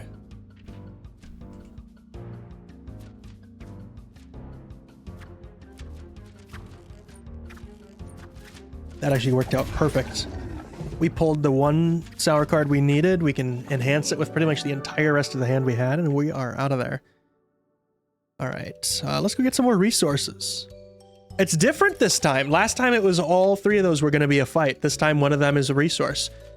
So that would answer my earlier question of why we didn't go down the resource route during the last run. And it's because it's randomized to some extent, right? Because that was the split last time. We had three options and all of them were a battle. It didn't matter which way we went. So there's some element of randomness to what's going to be where, but we want to go south. I remember that is the same as last time. We definitely want to get down there.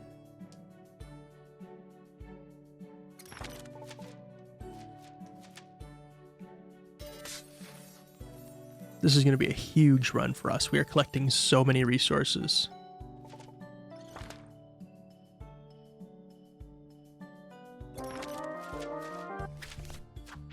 Ooh, double sweet. Nice. We can almost finish this in one hit. We're just one damage short of getting rid of that King Gubra. Maybe it'll proc a crit hit? No. All right. One more. Unfortunately, there's another sweet. We need another salty. There's not a good odds that I get a salty in this draw. Yeah, no. All right. So if I play this card, I take 8 damage and I heal for 1. That's not going to do me any good. So I guess we're just going to have to take the 2 damage and redraw. We can hold this in our hand, get 1 healing from that. At turn start, if this card is held in hand. See, it's not lit up anymore. It's grayed out, which I assume is because I didn't play it. But the effect clearly says it needs to stay in the hand to proc, so I'm not sure if it's going to work or not. I guess we'll see. I mean, we're at 30 health right now. See what we're at in the next fight. 32. But that seems to have come from these two. At turn start. Yeah, that makes sense. Not at the end, at turn start. Too bad I don't have a umami card in my hand. Or this would probably... Well, wouldn't they have 25 health? It wouldn't be one and done, but... We are just going to have to play one of these bitter cards. I kind of want to keep that bitter card in my hand because it's going to give me healing. But this card is not going to be strong enough to do damage. Oh, I can enhance it. Perfect. We're good.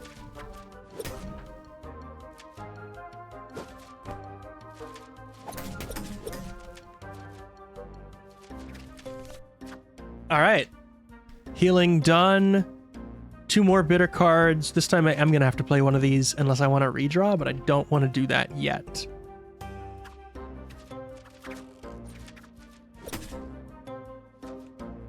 Wait. Did I just lose a health?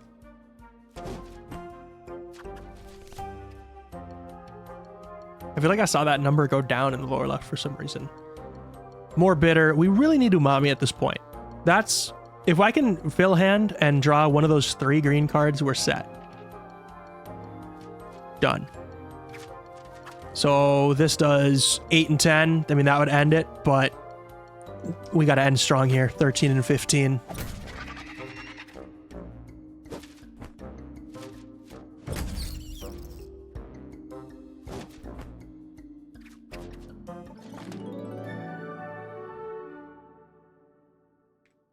All right, keep heading to the bottom here. Get to the next spirit.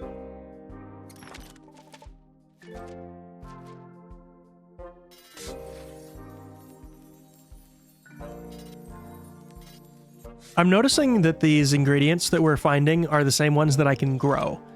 I would really like to get some of those ingredients that we have not been able to find anywhere. I was running around looking for those 2 ingredients we still need to make those fight bites we don't have yet. I can't grow them. They're not for sale. So I'm not quite sure where to find them. I was kind of hoping we'd run into them during this run. Ooh. Shoot. I don't really need the stamina, but I'm clicking this so that I can see. I have 5 of these. So this is a situation where I'm actually kind of okay with getting rid of some of these. But did we just skip it entirely? I think by backing out, by clicking back to map, I think I just skipped that entirely. I wish I had known we could have done that during the last run. Although I'm not sure if I would have done it, because we did get a lot of healing from it. But, yeah, that sucks. That time I definitely would have taken one of those 2. I wanted to go back and see what the other option was. And I guess I was naive to think I was able to do that. Right, so that sucks. Of course, it's going to throw all my bitter cards into my hand now all together, just to rub it in my face that I got stuck with all these. I would have loved to have merged a couple of these, like these 2 here, into one higher value card.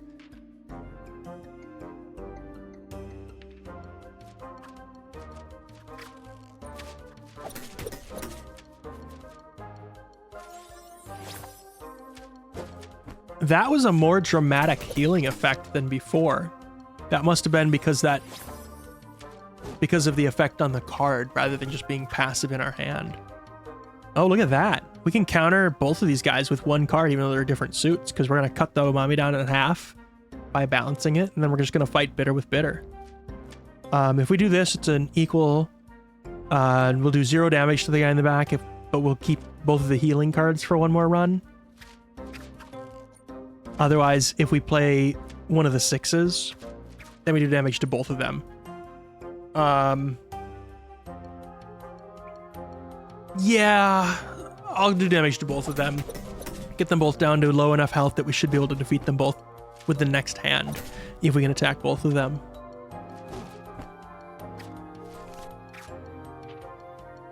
Ooh, never mind.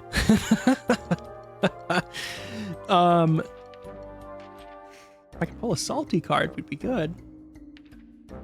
If I can pull an umami and a sour, that's even better. What did I say? What did I say? Why do they both have exclamation marks? Why am I not going to do damage to them? What do you mean? That was a perfect hand. I just got an achievement for healing for 12 stamina in combat, so that's good. But I didn't do any damage to them for some reason. All right.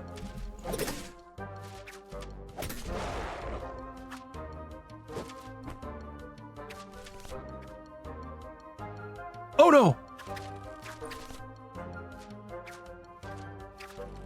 I panicked there for a second because I accidentally clicked the 2 and I thought it was just going to play the card for some reason. Oh, wow. Okay. Well, thank you for the free win. Any other card you could have played, and I would have had to redraw.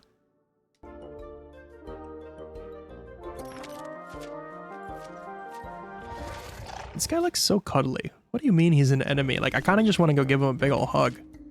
All right, umami and sour. Yeah, we got this. This gives us a bonus on win, so we'll go ahead and use that.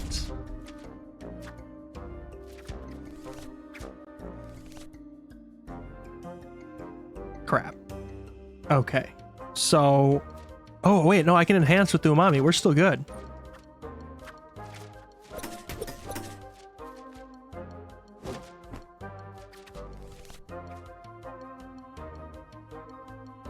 Salty enhances bitter. Yeah, now is when I'm going to need to redraw. Unfortunately, all I have left in my deck is salty, which is not going to help. So if I discard, we'll draw those two and then two more at random. If I fill my hand, then we'll get those two cards out of the way, as well as one other card. No, we'll 3 cards at random, 2 cards at random. We'll do the fill hand first. That works. That works out really well.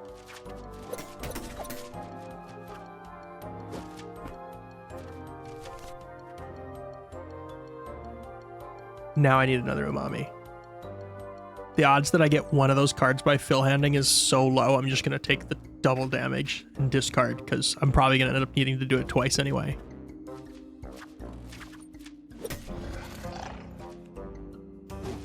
Wait a minute, does the... I got so used to those bitter cards giving you extra health by just being in your hand that I didn't play the umami card that heals on win. Because they both have the same heal icon, but different causes of them to proc. Lost an opportunity to get a health there. I'm going to click very carefully now because I want to keep going. And it defaults to returning. All right, so where are we going from here? We are going same place. We're going north. We already visited one of these guys. Umami's at the top.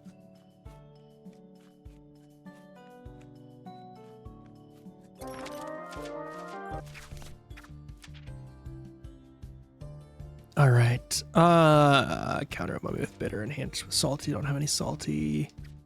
This guy procs while staying in my hand though, so we're gonna do this one instead. Oh, I could have countered the umami with the umami, and the umami heals. Twice now I've forgotten to use that card. And now I gotta redraw. Because now I need a salty card.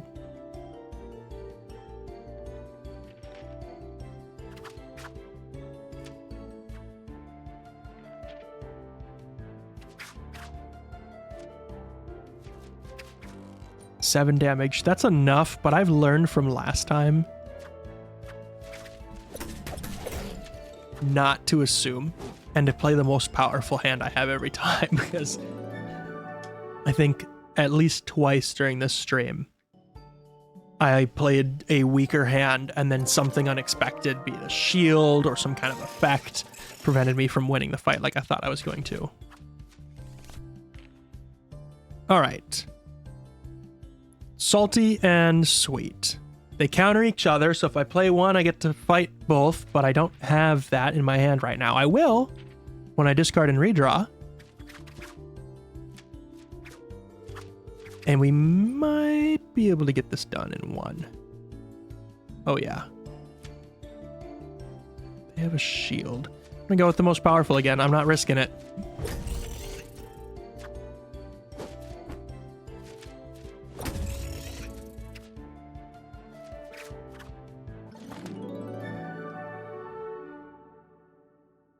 Ooh, resource or resource?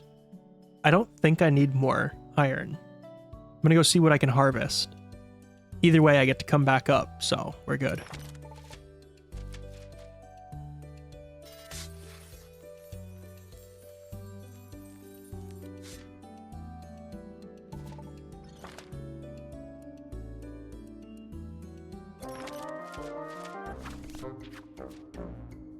All right, a little umami. We'll counter it with some bitter, enhanced with salty. One and done. We can keep moving.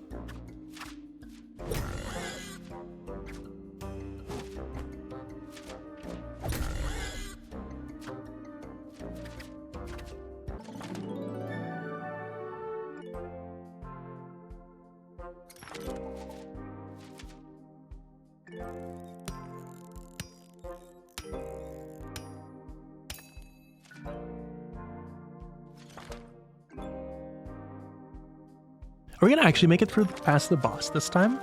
We're just now realizing we've never done that. And I wasn't really planning on doing it this run. That wasn't my goal anyway. But we have a really strong hand right now. Why is that why? Why exclamation mark? Why? Why? Is it because their shield? No. Why? What is going on here? It doesn't matter? If I play a bitter, do I do damage to them? Well, I don't have a salty to enhance it, so it doesn't matter. If I play the non-healing card, does it do damage to them? It does. So this card... Oh, the attack value is converted to healing.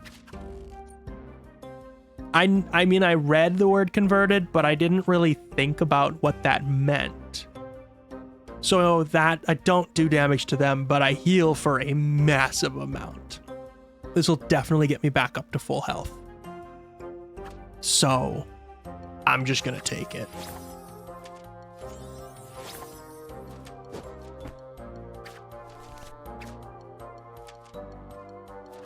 And then we can start doing some damage to him.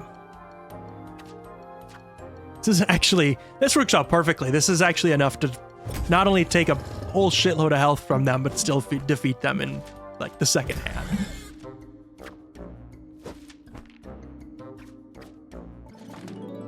Could not have been a better hand that run. Now we get the Umami Spirit. Let's go. I knew we already had one of them, so I knew one of them was going to be a repeat. It looks like the last one was, so this should be a new encounter for our current hero. There we go. Umami Spirit checked off. Making progress. Give me a go ahead and give me a shield. We're heading into the boss fight here. Probably might be used up during this one, but we'll see. We've been doing well so far. We got a spicy. Spicy can be countered by sour, or sweet can be countered by salty. Either way, oh, the sweet does way more damage, so that's the one we're going to want to take care of for sure.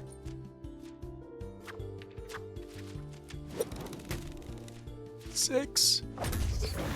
It said it's -6, but we're still at full stamina. Something's not making sense. See what happens now. Not sure if we had a status effect applied to us or if it missed. I mean, it looks like we're good. We're still at 40.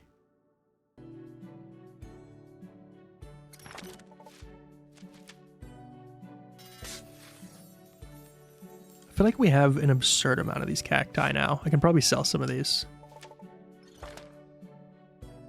I'm feeling really good about this boss fight.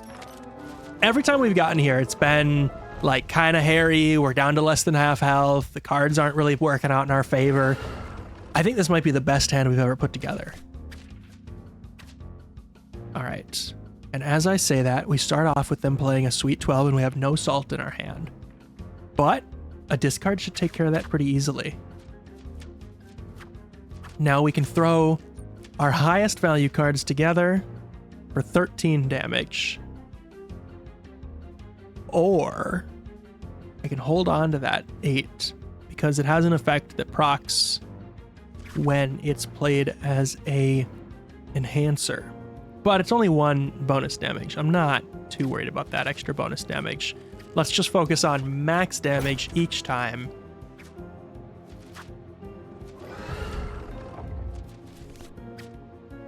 $10 sweet.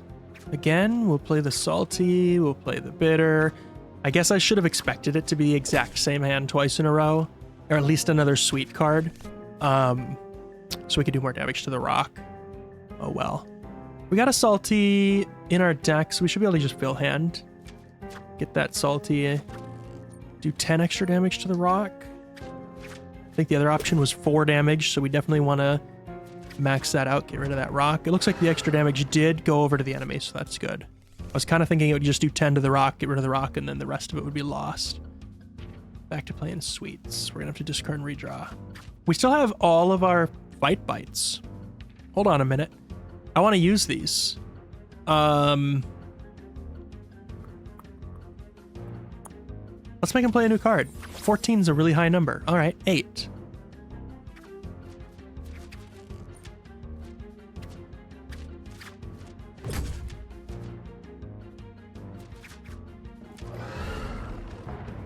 And now we have a rock. I don't suppose we could put a rock to sleep. We could put him to sleep, and then we don't have to counter a 10. We can just play whatever card we want and get rid of the rock. Oh, wait. Do I have enough cards to get rid of the rock? Either way, if I play the bitter, I play it by itself. If I play this umami and the sour together, they form a total of 8. And either way, I add 5, I do 12 damage. It doesn't really matter. We're going to do it, though, because I do want to use these fight bites. And we can use this first to get the healing. Use the second. We actually do a bonus damage. Oh, wait, it's converted to healing. Wait. Oops. This gives us healing. Or, yeah. We'll just take the 2 healing and do the 13.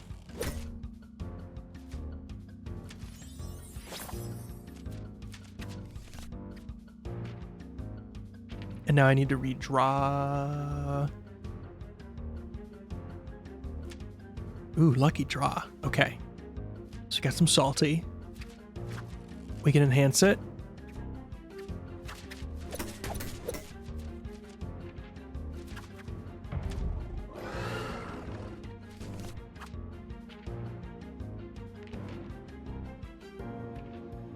Ooh. So this is going to be the same fight every single time. All he plays is sweet. And the only thing we can do is keep trying to get our salty cards in our hand. So we'll go ahead and discard and redraw.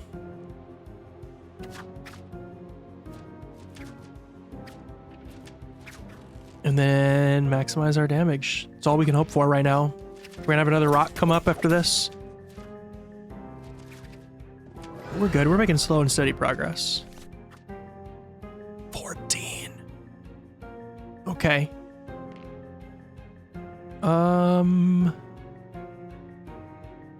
Shoot. We will not be doing any damage to that rock this round. We didn't draw any salty? Okay, well, I guess I'll use the extra health because I just burned all of it redrawing.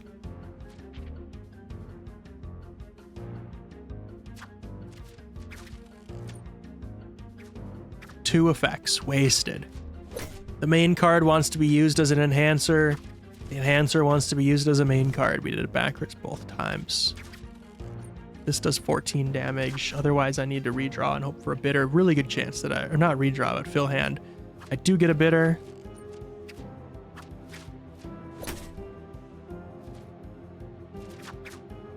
$14. It's low enough that it's possible that we could end it here, but it's not looking good. Yeah, we're only gonna be able to do 10.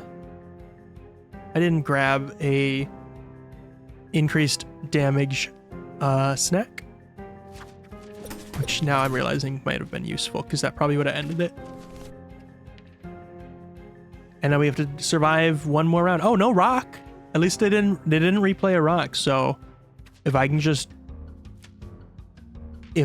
pull a salty, but of course we don't get a salty card, then I think we're good. 8 damage, but we're not going to play around. We're going to max that out. Make sure that we end this here. All right, boss done. We're actually making progress this stream. I don't know if head first was the best approach for you. I really didn't want to eat that monster, so I brought back part of its head shield instead. Ooh, we got the achievement for Rebel Rouser, defeat the Clobborer, and we got a new ingredient or something. Not quite sure how it would be an ingredient, because there's only one of them. With the trader under our supervision in Palapori, it is time bring this adventure to a close. It is time to bring this adventure to a close. Missed a word there. Let us regain our honor as protectors. Something happened. He looked shocked. I thought it failed for a second, but we're good. Look at all those stone. Okay, we can skip this.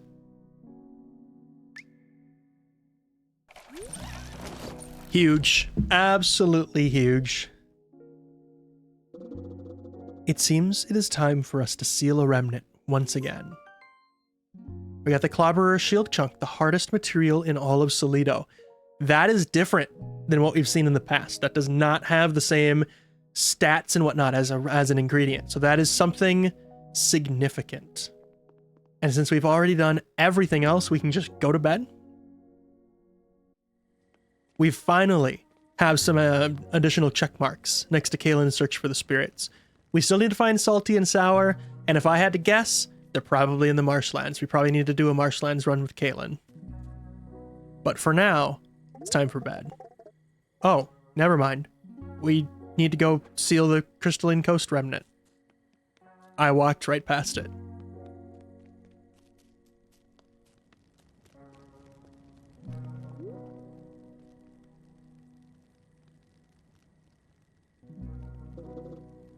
Let's put an end to this.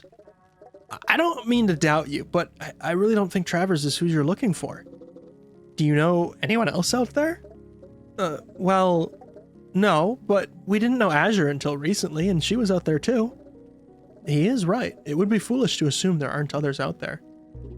And he didn't even have the hearth key. But he had a flame. He's a chef. He's great with fire.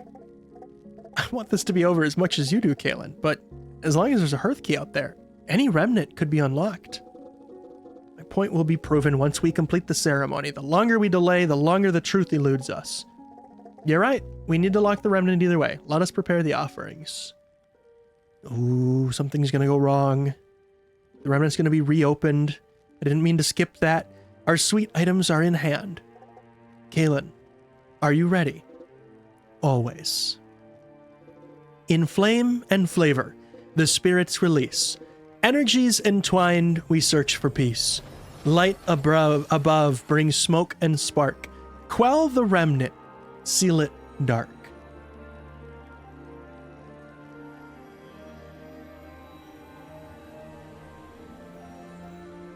I feel like that's a lot more lanterns than we had people.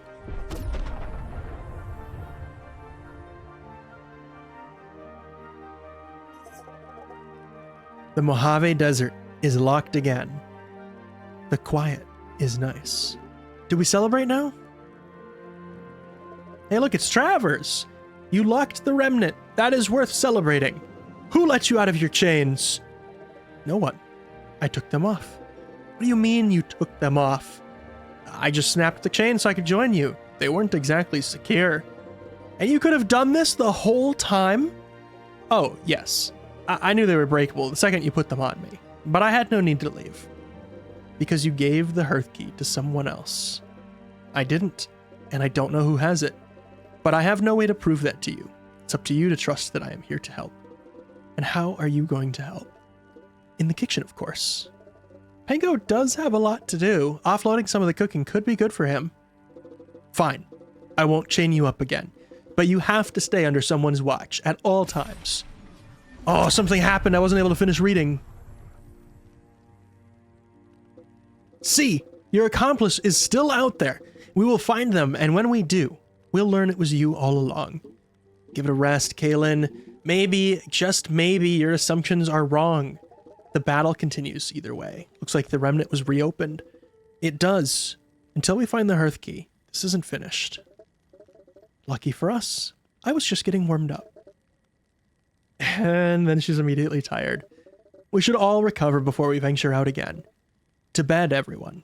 There's nothing more we can do.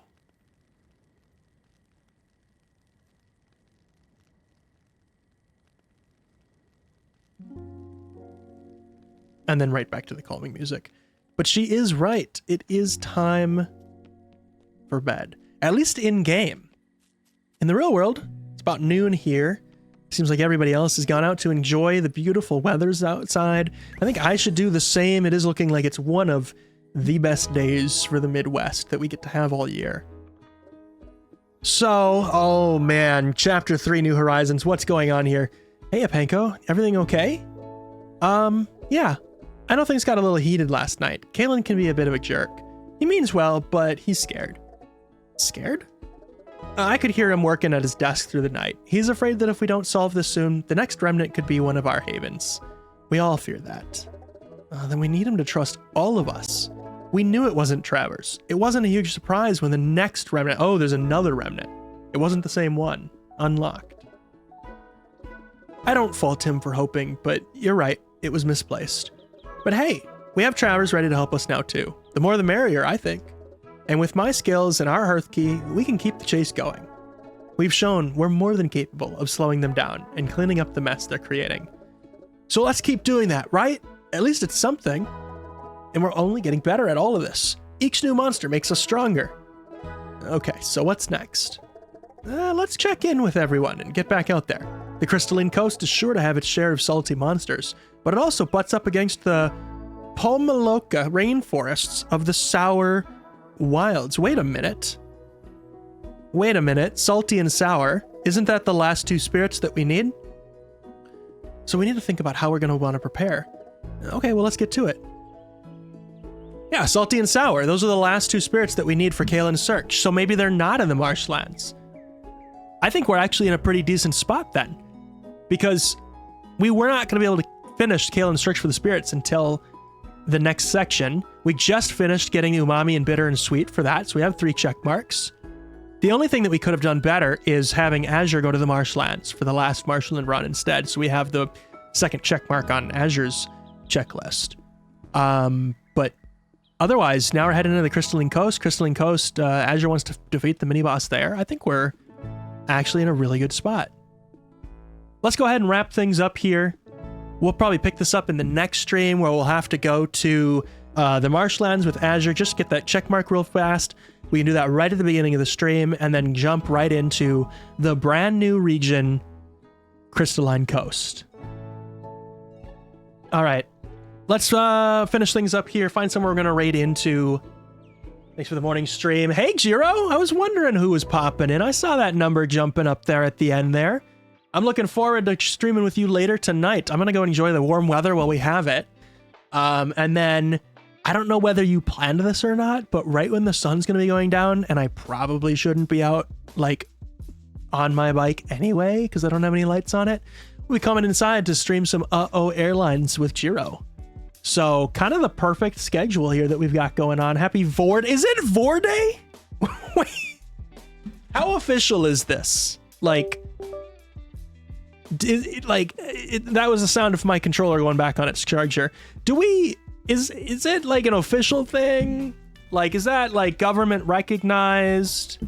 Like, is that something that the previous administration rolled out on the, like, an official holiday? Do we get it off? It's the sound of stomach growling in JP.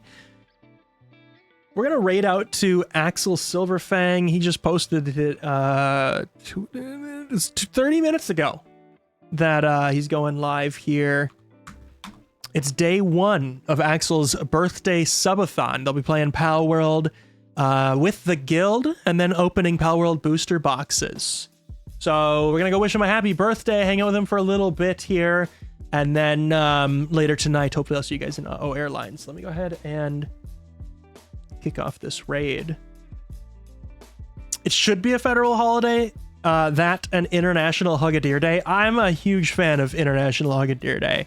I think we should definitely, what's the word for try and get that to be a thing? Like write to your representatives, send the letters, let your local government peeps know that you think Vor Day and International Hug-a-Deer Day should be an official holiday. Thanks for the stream. Wish I could have been here longer. Everybody likes to pop in right around noon. It starts to get busy here, but we've been starting these at 9 a.m. It's a little coffee morning stream. If you're waking up, feeling a little groggy, need a place to just chill, eat your breakfast, drink your coffee, wait for the sun to come up. That's what we're doing Saturday mornings here, playing Beastro. And it looks like we probably have 1 to 2 streams next. Let your representative know. Yeah, let your representative know. So join the Discord if you want to know when we'll be doing Beastro again, usually Saturday or Sunday mornings. Join us tonight for Airlines, and that's all I got for you. Hang on a little bit to head over to Axel Silverfang's stream and wish him a happy birthday, and I will see you guys later. Goodbye!